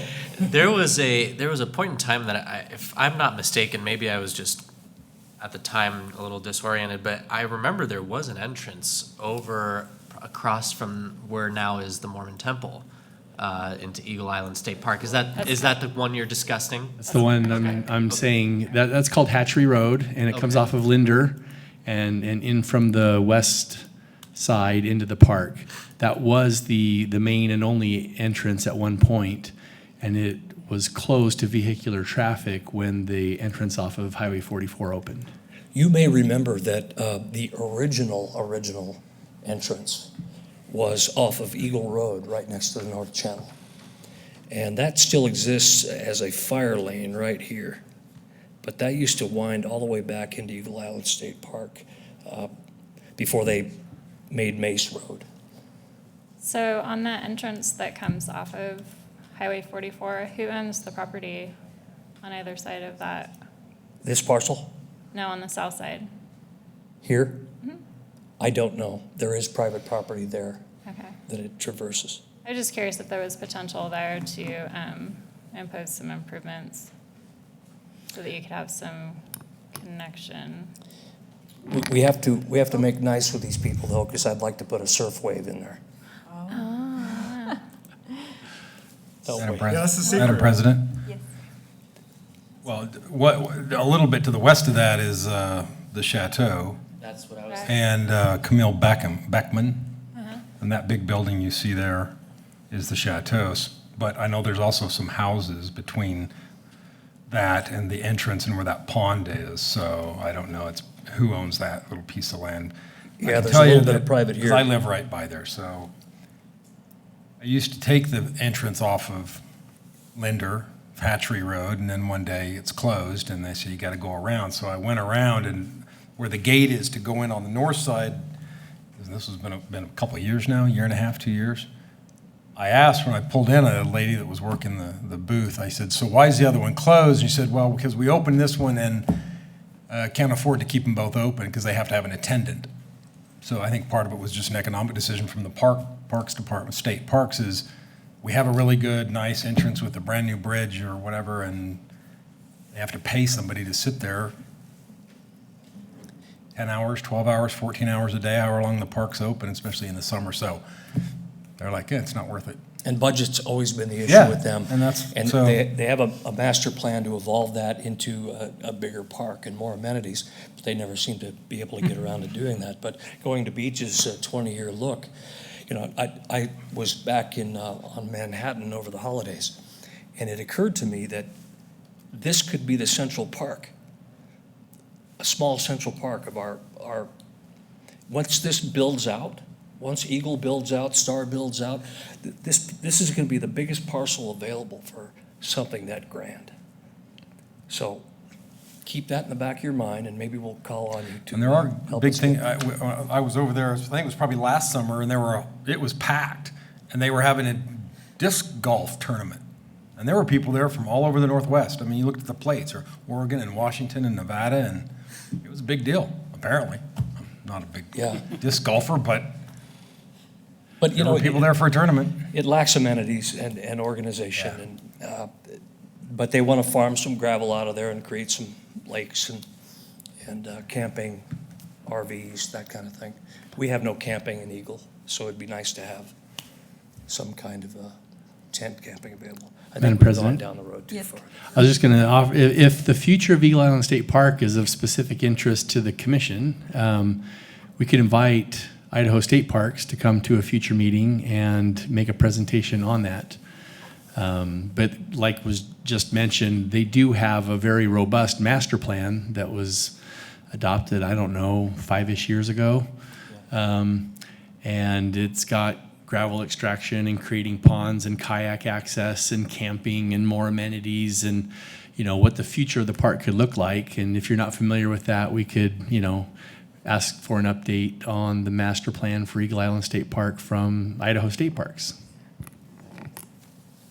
All right, well, I just had the majority nod, so I think that's a yes. As we're still Okay, go we'll ahead reach and out. work on that one.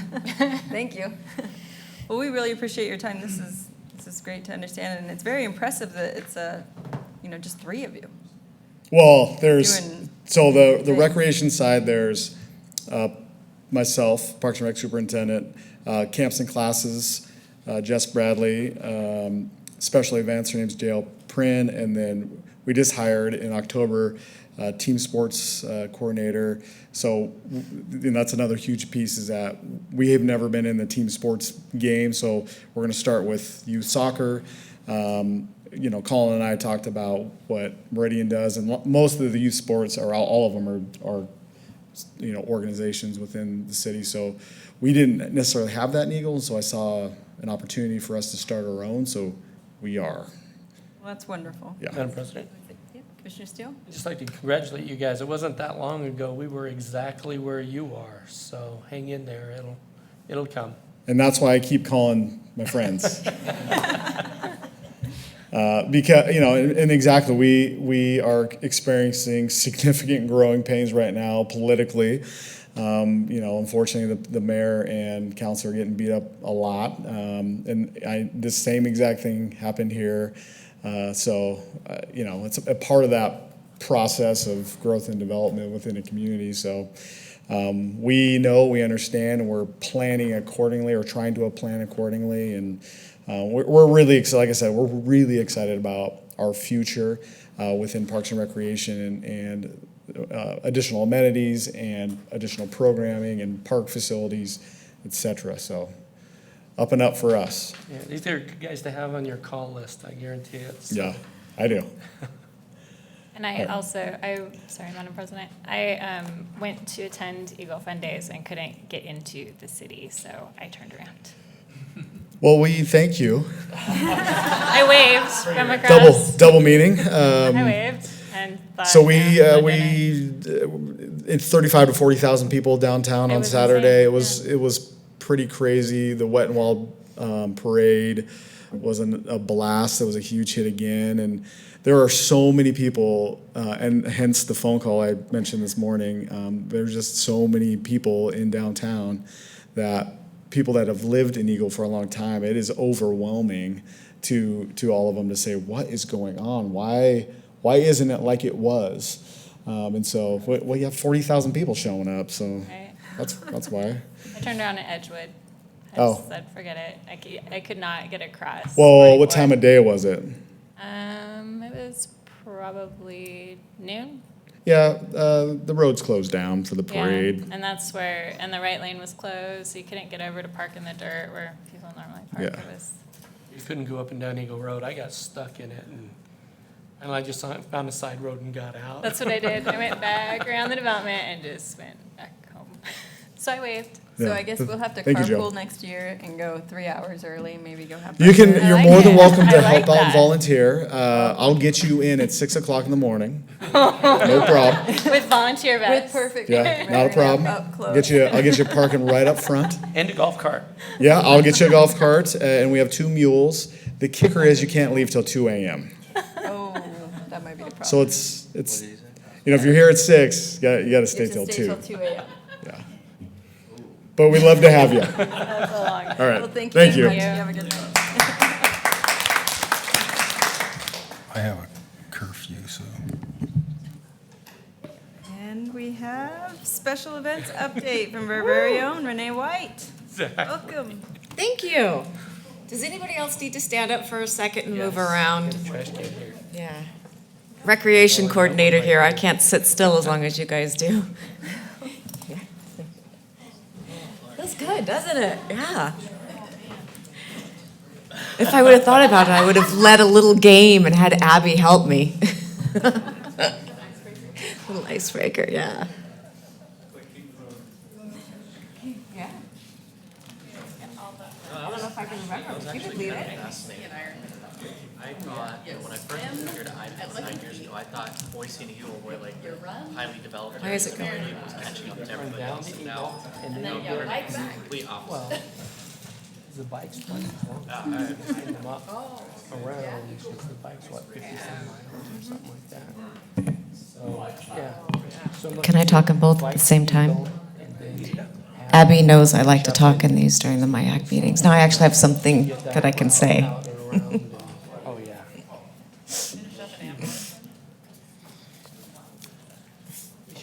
All right, did everyone get their exercise in? Everyone come back. Who'd we lose? Just Rachel and Mike. Could be Locust Grove or, All right. Now you're refreshed and ready to talk about special events, because this is the exciting stuff that we do. This is the good stuff. So for those of you who are new, maybe just one. I'm Renee White, Special Events Coordinator. This is my 4th season with Meridian Parks and Rec. I've been doing events for a lot longer than that, and we won't tell you exactly how long. So Parks and Recreation is responsible for 9 specific events that we produce over 25 event days. And just as it's hard to count, to know exactly how many people are coming, I estimate that I'm touching at least 50,000 people a year at our variety of events that we produce. That, of course, those are the events that we produce. That doesn't include all of the events that are in the park or the events that Parks and Recreation manages, like the, I can either see close or I can see far. It's a challenge. So it's doesn't include the farmers market or some of those other events that we just oversee. So here we go. One of my very favorites, and the very first that comes during the year, is Unplug and Be Outside. So Unplug has a long history, and I know Colin worked with the organization that started this, which was the Blue Cross Foundation. And in Meridian, I kind of took it under my wing and have continued it. It is a week-long series of events for in sports, arts, and recreation for people of all ages. Last year we had 38 classes, and this year we had 45 individual classes for all ages. This was the 3rd year for our kickoff event. This is Josie from St. Luke's Children's Hospital, and they bring and give away helmets for youth who don't have helmets. She's just one of the many partners who helped me produce this event. You can see the Meridian PD does bicycle rodeo.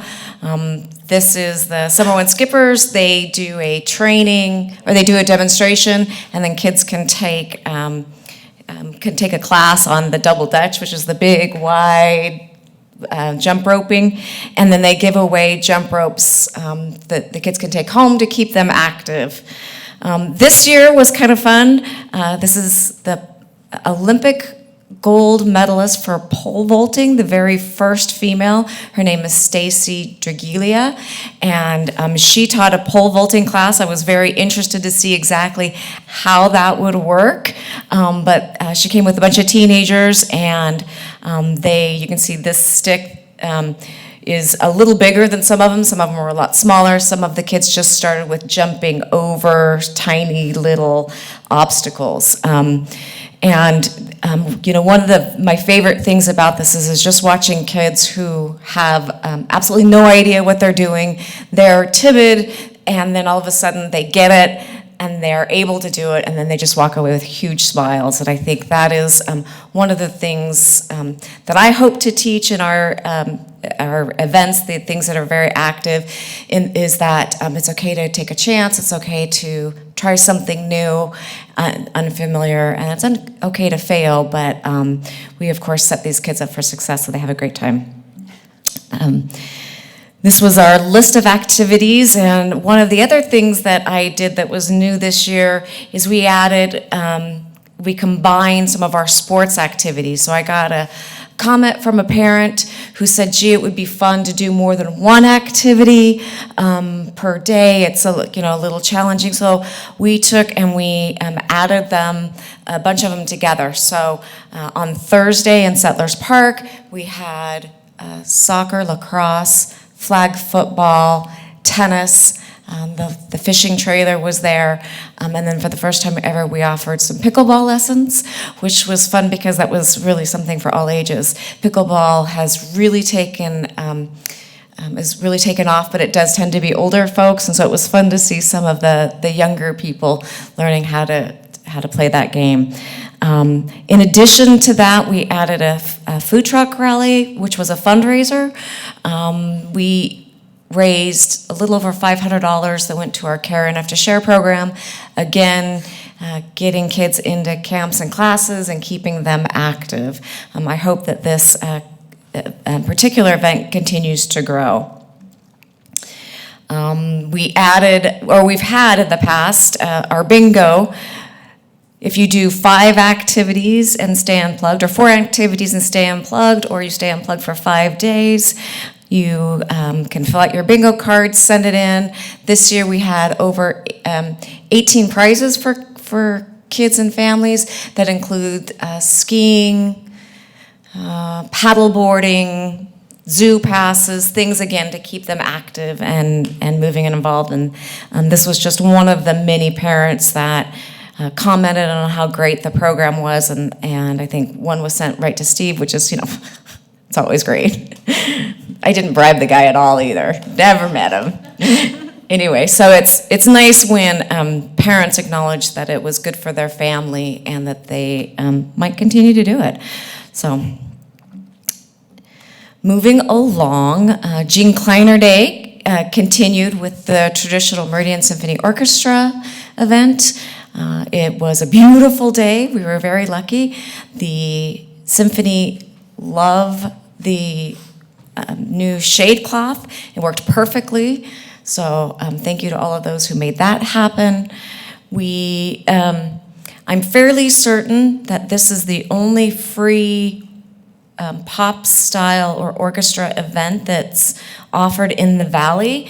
The reason that I suspect that, other than the fact that I go to a lot of things and I look around at a lot of different events, is there was a lot of clapping in between movements. And if you've been to the symphony, you don't clap between the movements. So there's a lot of clapping between. I was like, oh, maybe these are first-time folks, which is really great. I love that. Movie night is a tradition. It started with a name change. I don't know how many of you remember. You all have to know that it was Cable One, and now it's Sparklight. So yeah, so I get to say Cable One / Sparklight, or now it's Sparklight. So that's fun. They continue to be a great supporter, though, and we really appreciate them.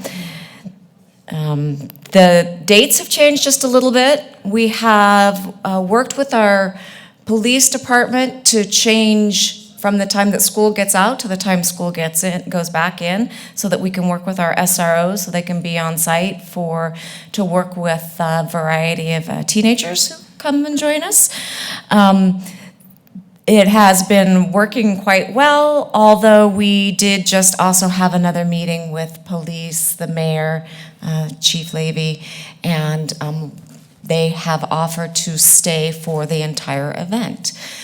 Instead of Bicycle Patrol coming over from the village in Meridian, they're usually hanging out over there for the Rock the Village, and then they come and join us for movie night. We will have police presence there for the entire from about 7 o'clock until midnight. You would be amazed at how much better kids behave, or how much better they listen with just having a police presence there. And so I am immensely thankful that we've partnered together to make that happen, and thank you again, Steve. Okay.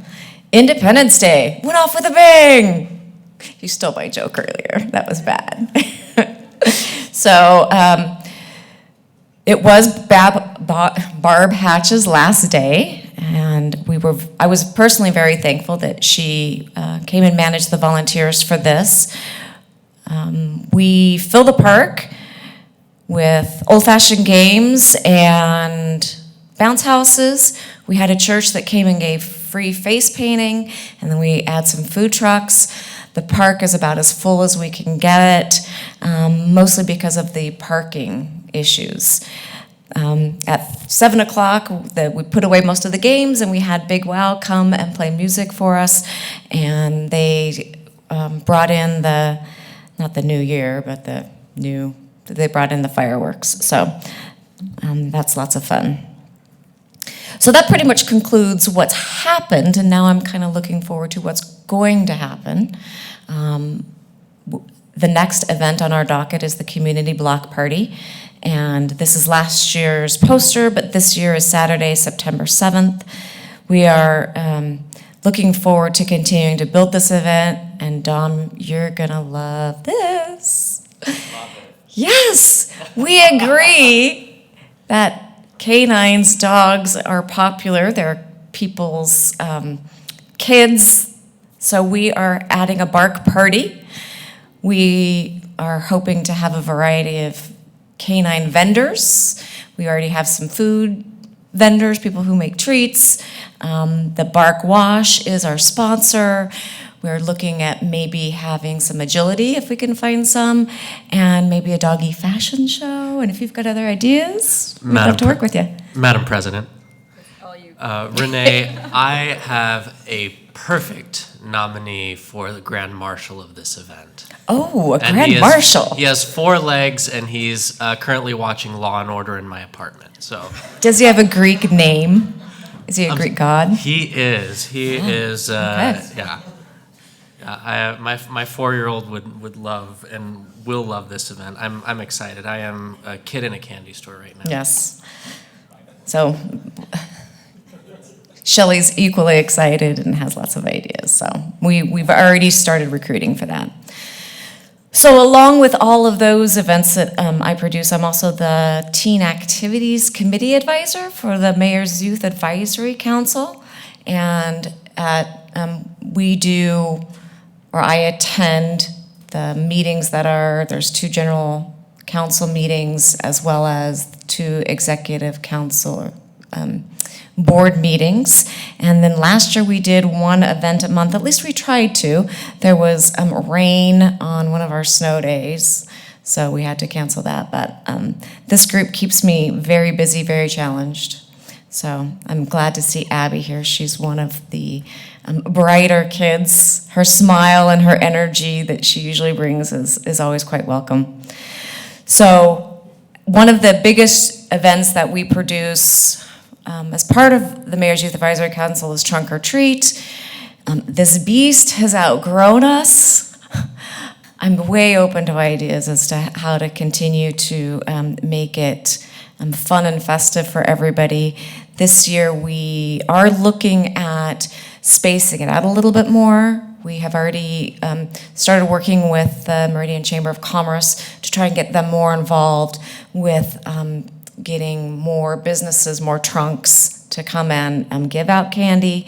And then we're looking at possibly creating a game row, which is something that will slow people down. It'll create, big clogs, but there'll be something for people to do. So it'll be activity things, and it won't be just a grab and go candy type of event. So we really want to find something to engage people. Those are some of the ideas, and always open to others. So the community loves this event, and they just come out in droves. Madam President, sorry, Renee, I don't want to interrupt you, but is the Downtown Business Association, are they part of Trunk or Treat?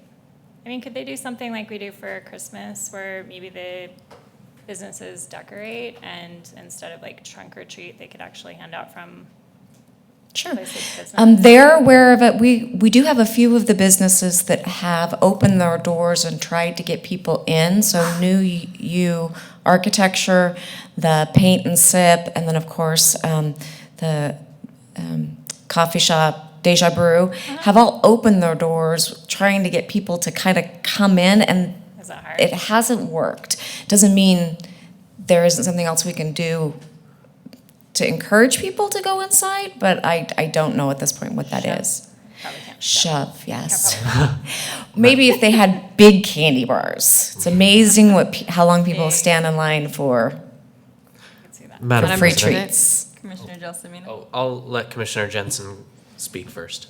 Renee, if you combine the bingo game of the unplug and outside with the businesses, And they have to go in the. and we get some people to maybe donate some prizes, you could potentially combine to then draw people into the downtown businesses to then be able to really drive traffic. Sure, good idea. idea. Sponsor. Madam President. Commissioner Gelsomino? Renee, I kind of in your discussion there, I think I was trying to catch some of the pointers that you were identifying as needs or reforms or stuff that towards Trunk or Treat. But if you could just really quickly, if you had 3 bullet points of identifiers that you'd like to see changed to improve trunk or treat, what would they be specifically? Just Twice as many trunks and Okay. half as many people.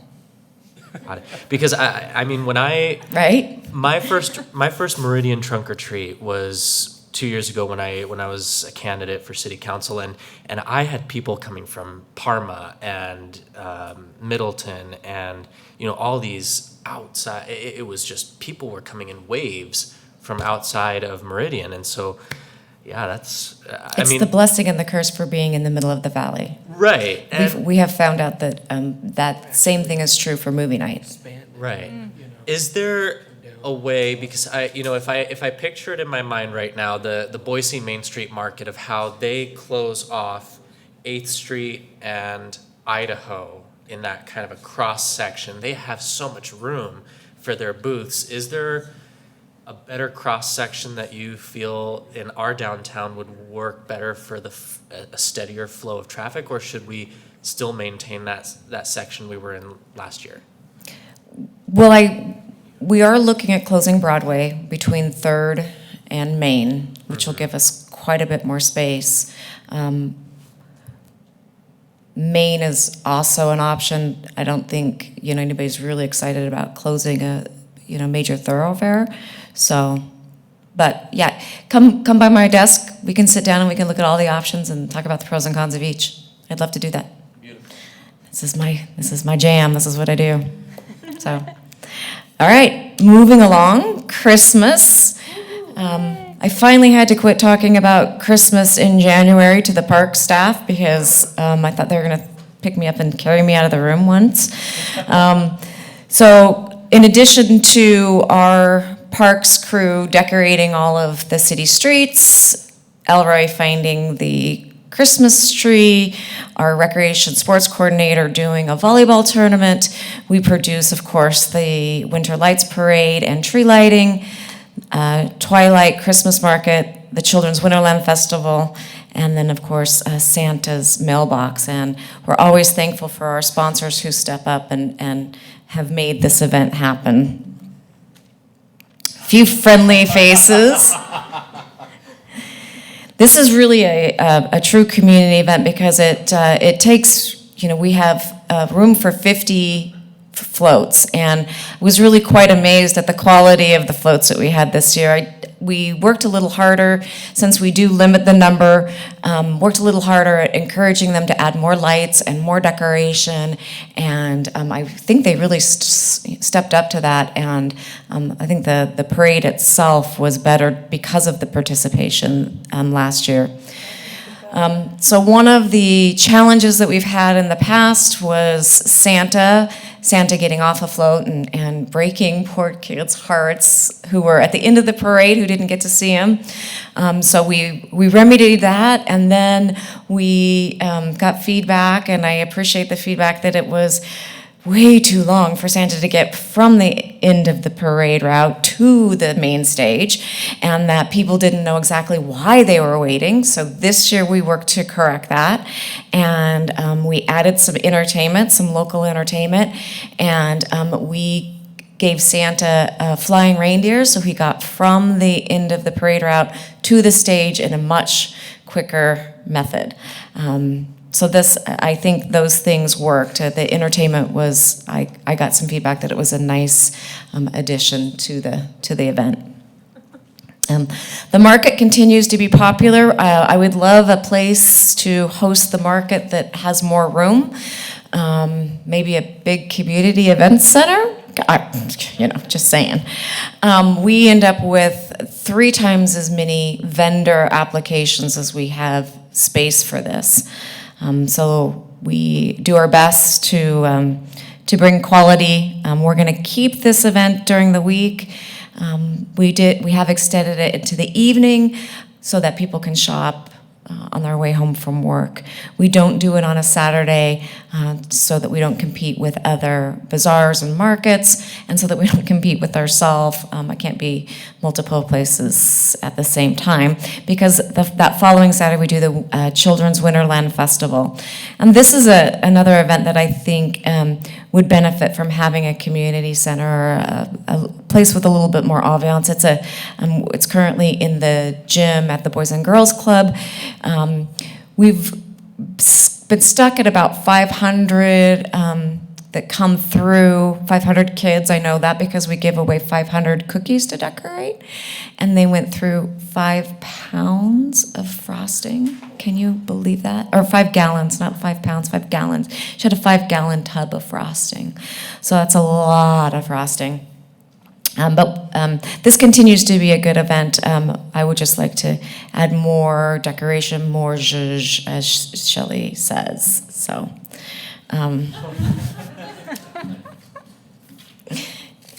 the master of ceremonies. So I just also want to thank the commission for all of your support. I know you attend our events, and I appreciate the feedback. I do, obviously. I hope I showed you that I take it into consideration when I'm doing next year's planning. I thank you for the opportunity to grow. I attended a International Festivals and Events Conference this year, and then, of course, the annual Idaho Parks and Recreation Conference, which I appreciate. And I am recently on the Meridian Development Corporation's Parking and Property Committee. So it's challenging me, and I'm looking forward to being involved in just the growth of the city.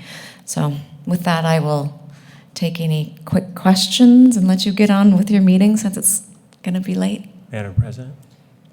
I do have one a possible solution that involves city council.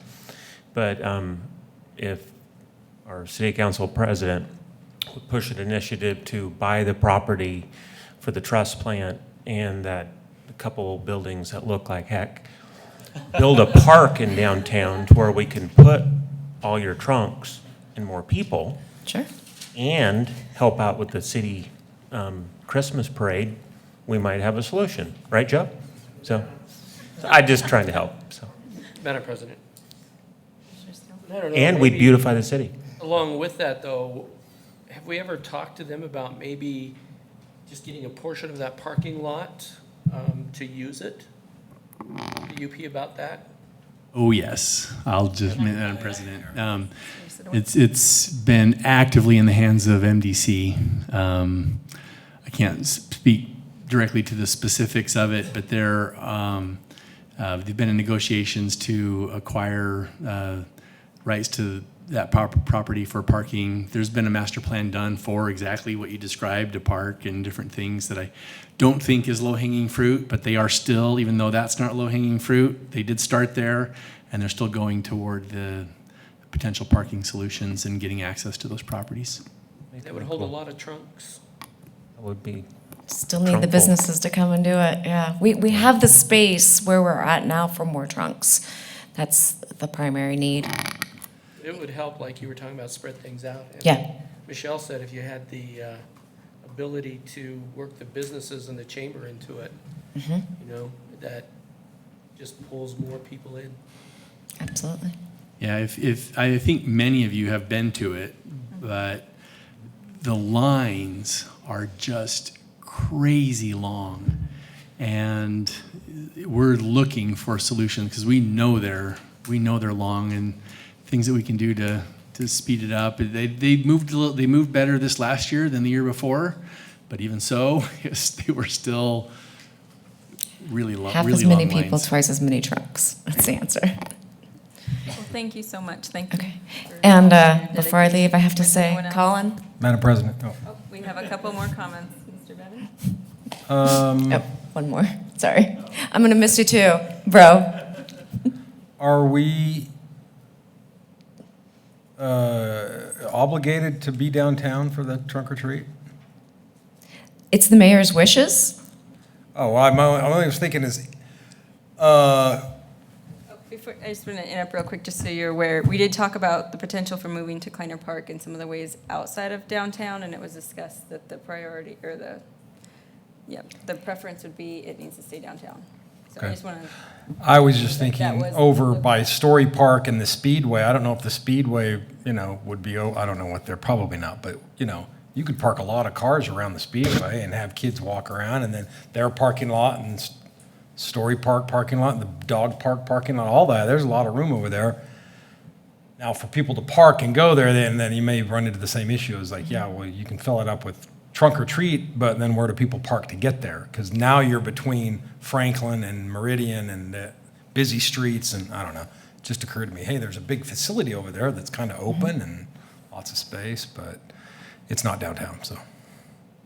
But hey, thanks for everything. The events in Meridian are awesome, so thanks for everything you guys do. Appreciate it. Appreciate it.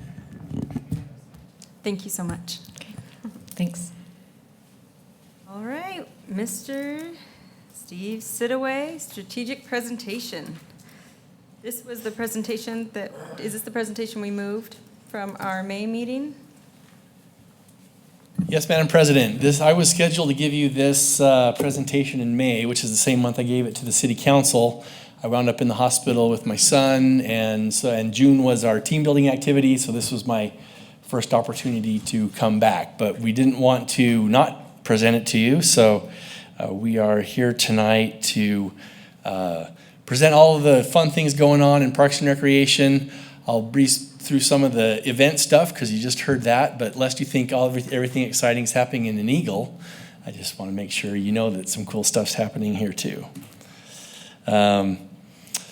As Beej said, we are in the quality of life business in Parks and Recreation, and that's in our mission statement as well. Our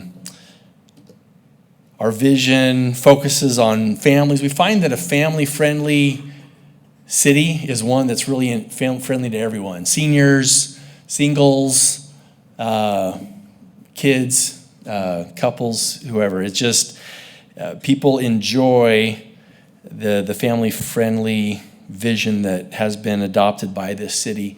In fact, one of the things that I will never forget is when we were doing our Parks Master Plan a few years ago, we had a senior advisory committee along with other committees that were focus groups through this process, and we asked them what they loved, what they wanted to see, and I expected to hear we want a better senior center, we want better senior event activities, things to do, and what they said instead was, we love that we came because there's things to do here with our grandchildren, and yes, we want things to do also, but that open and activities for all is something that we strive for and that it seems to be widely loved. Our focus areas are 3 words that we focus on a lot: quality, community, and fun. Are things that we take seriously but have fun doing. We've been dubbed the Department of Fun, which I kind of love the nickname. So I love when we go to coffee with the mayor, she usually introduces us as the Department of Fun, and I like that. So who we are, quickly, we have in our divisions, we have an administrative division. I put in here, we had plans to add an administrative division manager in the coming fiscal year. We have decided to postpone that out at least one more year. We've gained some efficiencies through the new software that we're using, more people being driven to the website. We think we could hold off on that position for a while. There will come a day in the not too distant future, probably next year, where we will need it, but for now, we are not trying to fill that position. We have our Colin Moss, our rec manager, who we will miss dearly. But you can see the division that he oversees from our 3 rec coordinators, site supervisor, our volunteer coordinator, and lots of seasonal staff. In home court, we have our facility manager, an evening site supervisor, and several facility specialists. In our parks division, overseen by Mike, the maintenance foreman, the city arborist, which is Elroy, and our pathways project manager, Kim, report to him. And then our park maintenance division, we have divided into crew chiefs and technicians and lots of seasonals this time of year that report to Roger Norberg. This was this is the reason for our new photo, because this is the photo I have of you right now that we snapped earlier this year during our bike tour in April, I believe it was. See, I didn't get my hair done then, so I'm wearing the helmet.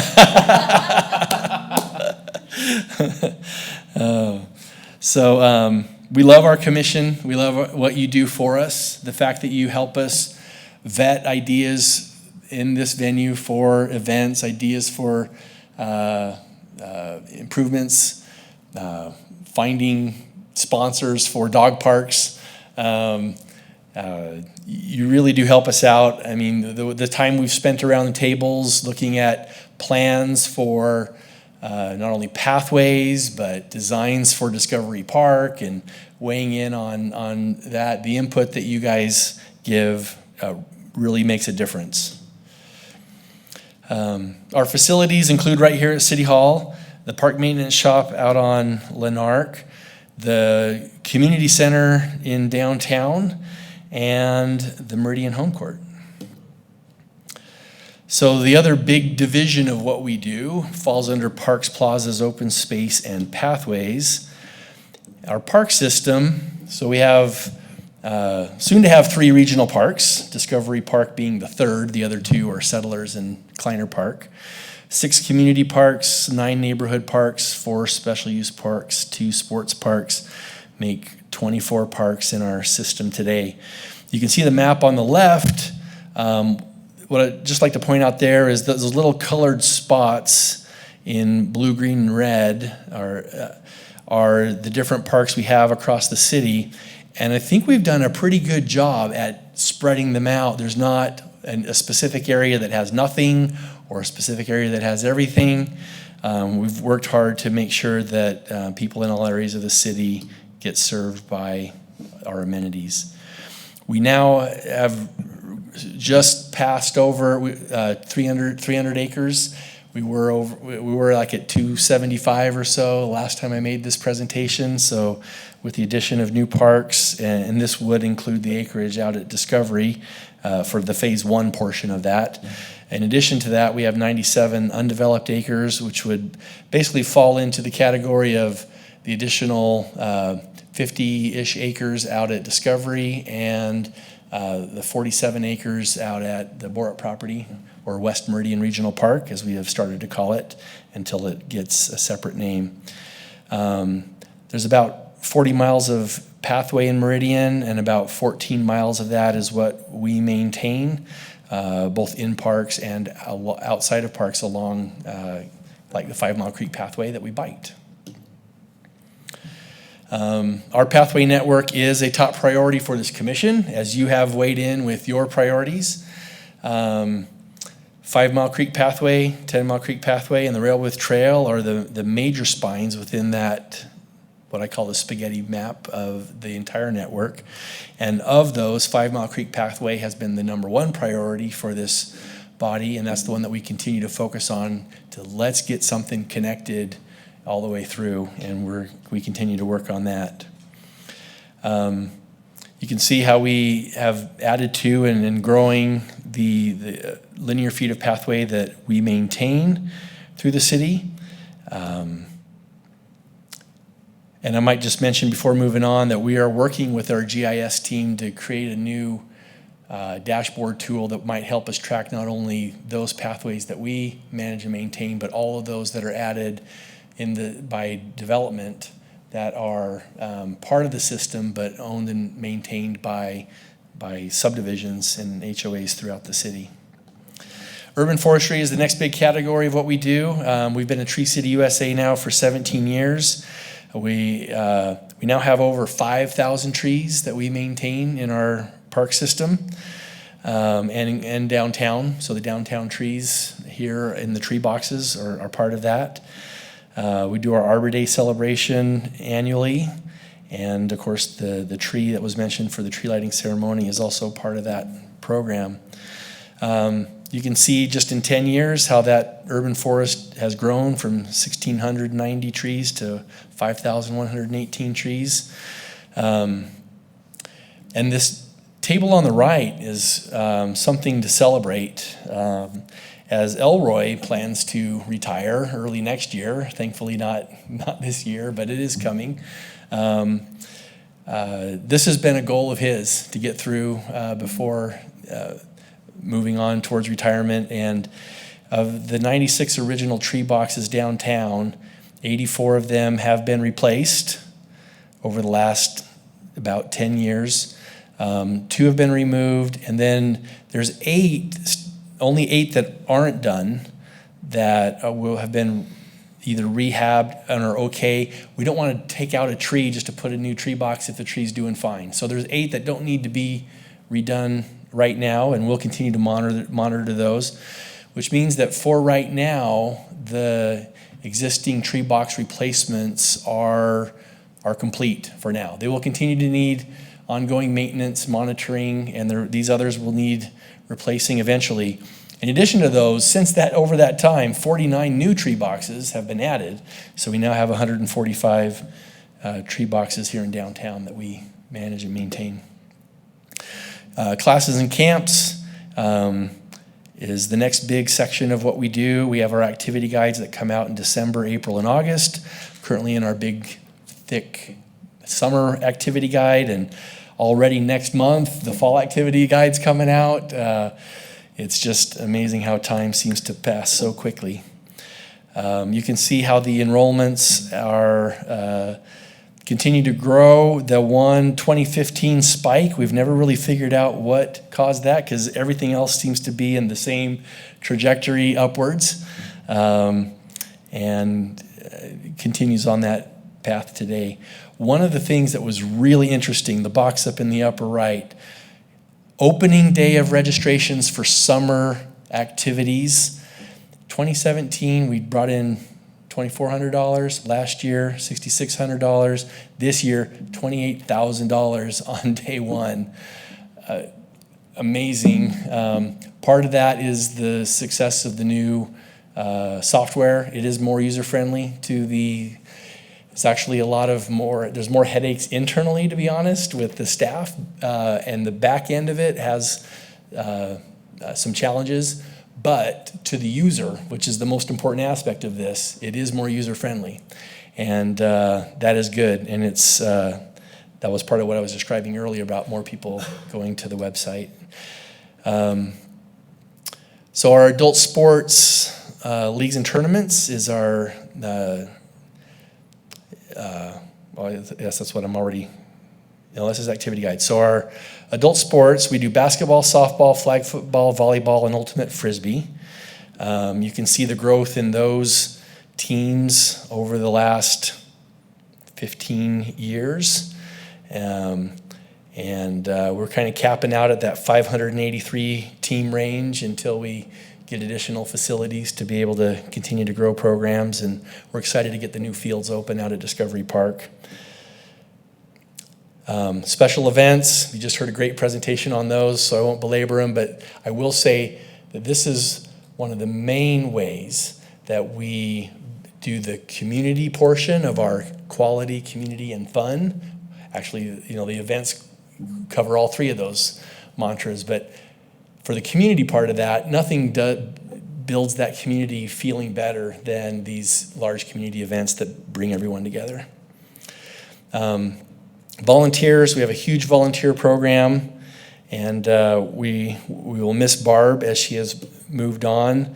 But look at what she's done to our numbers. She came on in 2016 with the addition of the park ambassador hours, the city hall front desk out here, and then these other volunteer hours are just other things that we do, from Eagle Scout projects to other things that happen within our system. A lot of churches volunteer. They have saved us, close to $200,000 that we haven't had to spend as a city if we had to hire the staff to do what those volunteers did for us. So that's pretty cool. There's been some talk about economic impact, and this year I was able to reach out to the National Recreation and Parks Association for a snapshot of what is our department's economic impact to the city of Meridian. They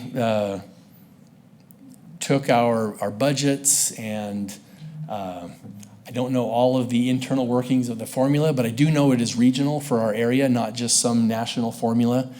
And they were able to come back and tell us that our department's activity last year in 2018 developed, and they've told me over and over again that these are really conservative numbers, not overinflated numbers.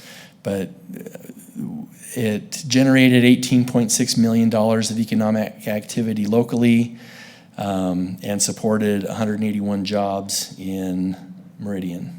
So that's pretty cool.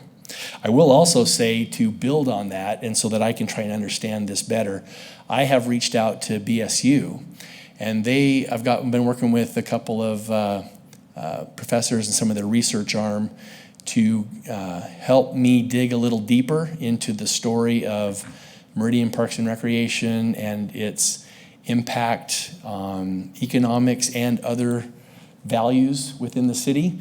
And I've sent them a bunch of information. I'm still waiting for them to send me a proposed scope of work, but I'm excited to see what we might learn by teaming up with BSU and digging a little deeper into that. So there's a lot to celebrate of things that have been accomplished over the last year. The park-wide ADA repairs have been completed. We currently have a few more underway at Fuller Park specifically, because we just got that. But the original grouping that we were in charge of seeing get done have been done.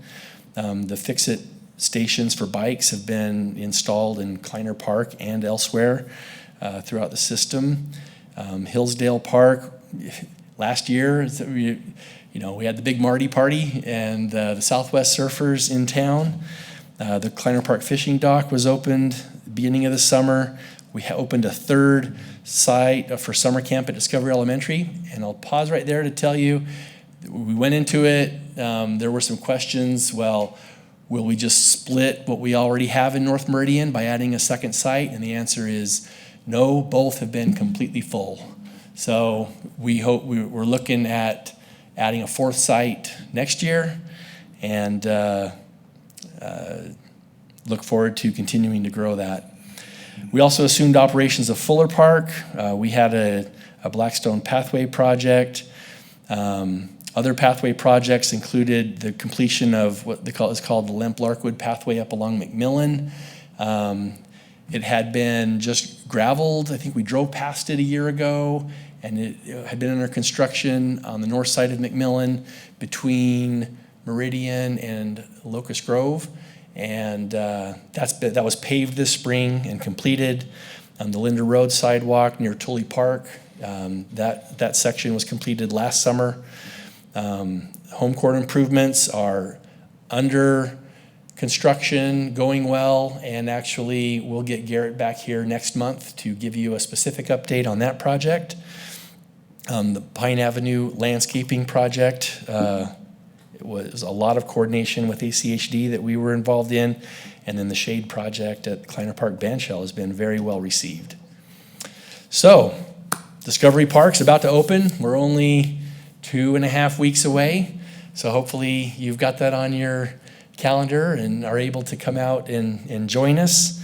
Now, we look forward to that.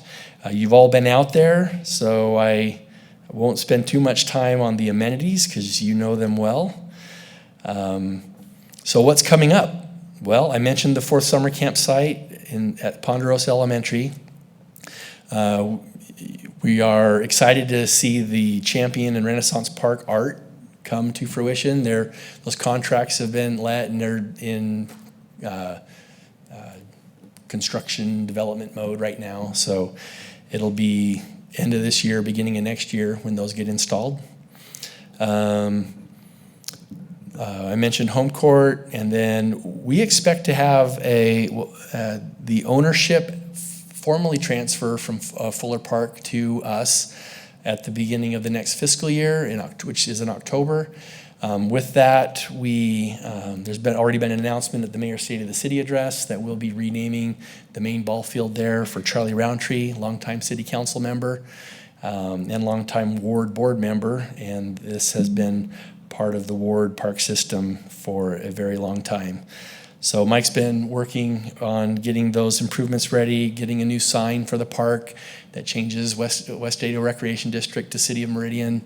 We've been working with Jean Fuller, the wife of Jim Fuller, who the park is named for, to get buy-off on that new sign. So we're excited to get that in this fall. 5 Mile Creek Pathway from 10 Mile to Black Cat is the section that's near the wastewater treatment plant, and we've had discussions here about that. Also, that trailhead, which is the picture just to the right, top left of the pictures. That'll be a partnership project with ACHD. I think the road construction, does the road construction start this fall, Mike, or is it next year? Next year. But that will come in partnership with that road project. The Fuller Park ADA repairs. We got that a rest area planned at Pine.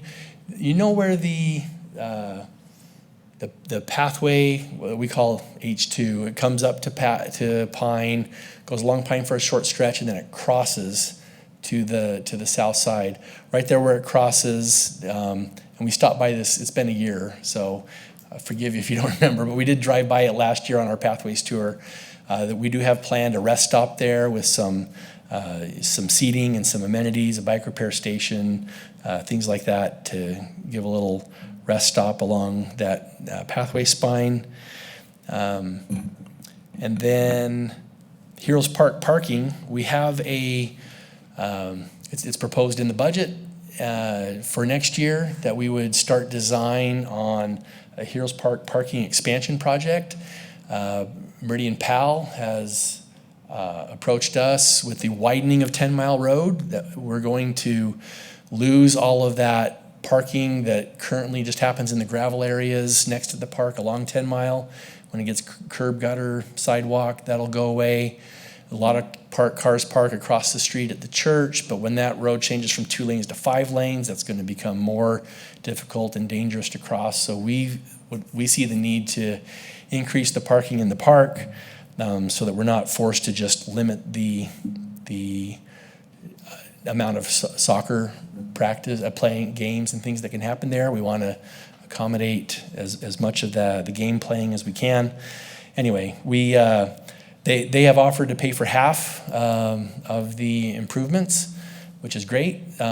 So in the next year, we will be designing it so that we can budget the following year for construction. That is the plan there. I think I'm going to skip through these strategic plan goals in the interest of time. I think you know most of them. The quick highlights, Discovery Park. And this one's worth mentioning just because we want to continue to add these discovery elements, art, things that reinforce the theme and identity of these smaller neighborhood parks that like we are doing this year with Champion and Renaissance, like we did with Heroes. We want to take a look at, reinforcing the identities of those other parks, and that should be an additional conversation with this commission in the coming months. You'll remember Colin standing up here a few months ago and going through the programming and talking about the need for expanding youth and teen programs, things like that. We had all of you weigh in on the prioritization of the needs. So I feel like that is gone well and is done. And then here's what's coming. We've talked about most of them, but looking forward to another great and busy year next year with FY 2020 with the improvements that are coming. I think the only thing on here, most of it's now passed since I meant to give you this in May, but for July, the Discovery Park grand opening, the 26th and the 27th. Please note that. You can keep up with all the action on our website and on Facebook. We've got a really popular page, and Shelley does a great job at managing that for us. And with that, I will stand for any questions. Well, I think it doesn't sound like we have very many questions, so thank you so much, Steve, for the Thank you. presentation. It would be nice to know, from our commissioners, just a quick hands up, if you think you're going to be able to make at least one of the Discovery Park, everyone pretty much is going to make at least one, the Friday or the Saturday? Okay. 11, and Saturday, I believe it's from 11 to 1, but ice cream isn't there till noon. Is that correct? Correct. It's 11 to 2, I think it says. So Friday is Ice cream is from 12 to 12:10. So I don't know, you guys all need to maybe prioritize that if you want the ice cream, but Thursday, it's at 11. So, okay, great. I'm sorry, Friday, it's at 11. Thank you. If you're there at 6, Keith said there's going to be donuts. No, I said if there's no. No one else is going to be there at 6, but thank you. All right, Won't so have to now go any. we actually have Mr. Sitaway again, back up to present the meeting packet. Oh, yes. And the discussion around, I'll let you go. This will be quick, but it occurs to me that in the digital age, most of the commissions are going to electronic packets. Rachel sends out your packet electronically already and has. Many, if not most, of the paper packets aren't picked up until moments before the meeting. I'm wondering if they're really needed. If someone really wants a paper packet, and it doesn't have to be all or nothing. If someone really loves having a paper packet, we can continue to make paper packets. But I was going to at least propose for discussion, maybe just trying it out for a month or two, just going to an electronic only packet and seeing how that goes. But thoughts? I think we have lots of interest. Can we just get a quick hand raise? How many people would want a paper packet? Well, I would not, so I don't want to raise my hand. I was giving an example. I like to have the agenda. Yes. I like to that's have the mine. agenda to run through, but the rest of it could be electronic. Yep. I just like to have something to follow. Yes. Get something to make notes on and schedule, so yeah. So continue to provide paper agendas, which that's not a problem. But just the agenda part of it. Yeah. We don't need all the minutes and staff reports and all that stuff. Digital's fine. You're okay if those just come digitally? Yeah, so just that couple pages of what's going on tonight and that kind I of just want stuff. the agenda. Okay, we will try that. If it doesn't work for someone, let us know, but we'll try just making paper agendas and sending the full packet out only electronically. All right, thank you. And Mr. Sitaway, staff reports. I think you've heard from me enough. I guess the only thing I would add is that the budget workshop, the second main budget workshop was earlier this week on Monday. Right now, all of the enhancement and replacement items that we had asked for are in the budget as it is moving forward to public hearing. So for that, we are grateful, and stay tuned. We'll let you know if it remains that way, but the budget process has been moving forward well. So I guess that's my main update, and I'll stand for any questions. All right, Mr. Mike Barton. Yep. So Steve mentioned a lot of the projects are going on. The big one's Discovery Park, getting that to the finish line, and we're gonna make it. It's gonna look good. And so Kim had a medical procedure done a month or so ago, so she's been out for a little while, and she's due back next week, which is good. It went well, and she's recovering nicely. She's going to be back part-time. And so in the meantime, everybody's been trying to keep the pathway projects moving forward, and just the updates are the Pine Avenue pedestrian rest stop that Steve mentioned is we should have a concept plan to share with you at the next meeting. Met with a consultant, and that's in the works right now. 10-mile trailhead, same thing there. So I think at the next meeting, that would be good to add those updates on that we can share a concept to see if we're on the right track. The trailhead on 10 Mile and the Pine Avenue rest area, we should be far enough along to share those concepts with you and gather feedback. We've got that, and just development applications that are moving forward. And then also got a contract for utility relocation work on James Court today. So we're going to kick that loose in advance of a winter bidding and possible winter bidding. We're missing one easement on the very end closest to Meridian Road, but we have everything else to the east. And I think, well, there's some momentum gathering to, for sure we know we need to move the utilities, so we need to get on their schedule and get those moved and out of the way. And then possibly bid the easements that we have and do that portion of the work this winter for next spring. So what it would be 10 feet all the way down right to the end, and then it would neck down to 5 for the last 100 feet. So more to come on that, but the utility relocates need to get done, and that contract was received, and we're getting Idaho Power a check for that. And with Steve's mention of the budget, gosh, believe it or not, we're going to start design on Discovery Phase 2. So we're going to open it up and then start right into the next phase. So super exciting. I'll stand for questions. No, thank you so much. That's very exciting. We look forward to those proof of concepts and designs. That's very exciting. It does seem like we just were doing that kind of working session on the Phase 1. So yeah, it's good. This will be great to start over with a brand new phase. Yep. All right, next is Mr. Colin Moss. Oh, this is going to be your last presentation, isn't it? It is. Thank you, Madam President. So pretty much everything in the recreation side has been covered tonight between Renee and Steve's presentations. But I'll just mention the home court renovations have been mentioned. They're going really well. It's really cool to go in there and see all they've had the bathrooms all blown out, and Garrett and his staff have endured jackhammering and just construction work, and it's kind of painful right now, but it's going to be really nice when it's done. One of the things about the facility that has always just bothered me to no end is the connection between Bay 5 and the rest of the courts, and the fact that you had to walk through somebody's office to get from one side to the other, and how nobody thought of that when it was being designed originally.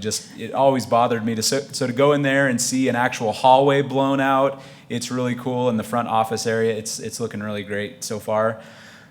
Discovery Park has also been mentioned. I'll just throw in that I've been working on getting somebody selected to operate the concession stand in Discovery Park, and so we have made a selection. We are waiting for substantial completion of the park before we take ownership, and we'll be able to give that vendor some keys to the building so they can start moving in. But anticipating right now that we will have a concessionaire open and operating on the grand opening day. So that's pretty cool. Summer camp has also been mentioned, but it's worth mentioning again how positive that program has been going this year. The numbers of the first day were what kicked things off, but we started a third summer campsite last year in North Meridian. Our one north site was already full. Both sites have been full all summer, 50 kids every single week, and it's been packed, and justifies the fourth summer campsite that we're looking forward to opening up next year.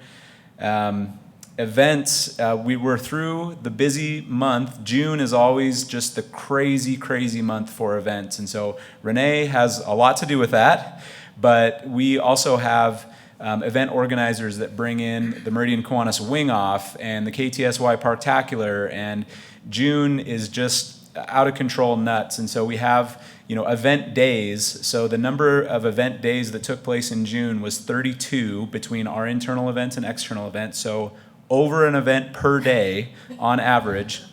Of course, a lot of those are taking place on Saturdays. There were some days when we'd have 5, 6, 7 events on the same day taking place, and sometimes multiple events taking place in the same park on the same day. And so it's nice to be past June, but it's also really fun to see, days like on Gene Kleiner Day in June when Renee mentioned Gene Kleiner Day. That was one of, well, I'll just have to list them off because I don't remember how many. We had the Mustang Show that morning in Kleiner Park. The Meridian Public Works Department had their Poop Scoot fun run in the park that same day. The Free Fishing Day, the Idaho Fish and Game does their annual Free Fishing Day in the park on that same day. And then Gene Kleiner Day was that evening. At the same time, the Camp River Run volleyball tournament fundraiser was going on at Settlers Park, and the day after that was the KTSY Parktacular. You know, not to mention movie night the night before, and just that was one particularly crazy weekend. But it just accumulates. The month of June is just a lot of fun to see and a lot of work though. So we're happy to be through that month, but it was fun to see. So.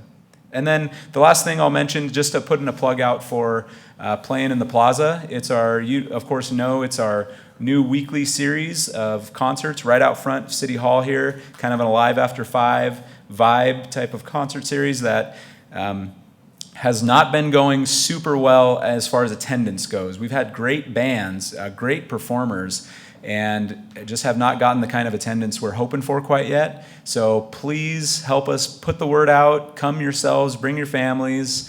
We would love to get some momentum built for the Playing in the Plaza concert series, which continues this Thursday and has 3 more shows for the next 3 Thursdays in July. That's all I've got. Well, thank you very much. We really appreciate all the support and dedication you've provided, and you will be missed. So, Madam President? Yes, Mr. If I may, I'm going to save my farewell comments because he's still got a couple, 2.5 weeks left to work. But we do have a little farewell party internally planned that I'd like to invite any of you to that would like to join us. It is during the day, and I know a lot of you have day jobs, and if you can't make it, that's fine. But just to extend the invitation, on his next to last day, which is July 25th, a Thursday, from between 3 and 4:30, where we are going, and he knows about it, so I'm not spilling any beans that he doesn't already know of. But we'll be hosting a little internal farewell for Colin. So if any of you have the ability to join us, we're calling it the Out of the Frying Pan into the Fire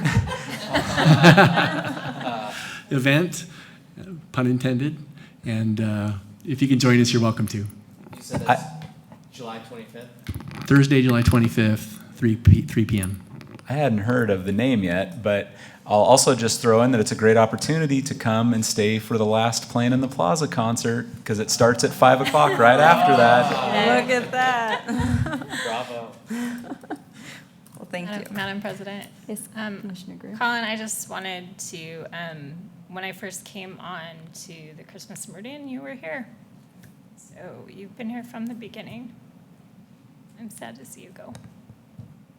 Thank you very much, Joe. It's been an absolute pleasure working for the department for the last 14 years. And coming to the commission meetings, I've come to a lot of commission meetings. I've only started coming to every commission meeting since I became the recreation manager. But as Steve says often, the commission is very much appreciated, the guidance and the feedback and things that we get from, and the participation. Joe started on the Christmas and Meridian committee, and there's no way that we would have been able to start the Christmas activities that we did without a committee. I mean, that's the reason that we had a committee to begin with, because as staff, we said, as staff is like, this is too big for us just as staff. We need some support, and individuals like yourselves are the ones that help us make it go, that one in particular, but then everything else that happens during the year, we're very much appreciative of all the things that you do to help us out. Thank you. Thank you for those comments. Anyone else? All right. I think it's time. Do we have a motion? Madam President, Commissioner Gelsomino? I move that our commission adjourn until our next regular meeting of August 14th at 5:30 for tonight. Do we have? Still seconds. Wow. All right. Can I get a vote on all in favor? Aye. Any opposed? Okay, motion granted. Meeting's adjourned. Thank you.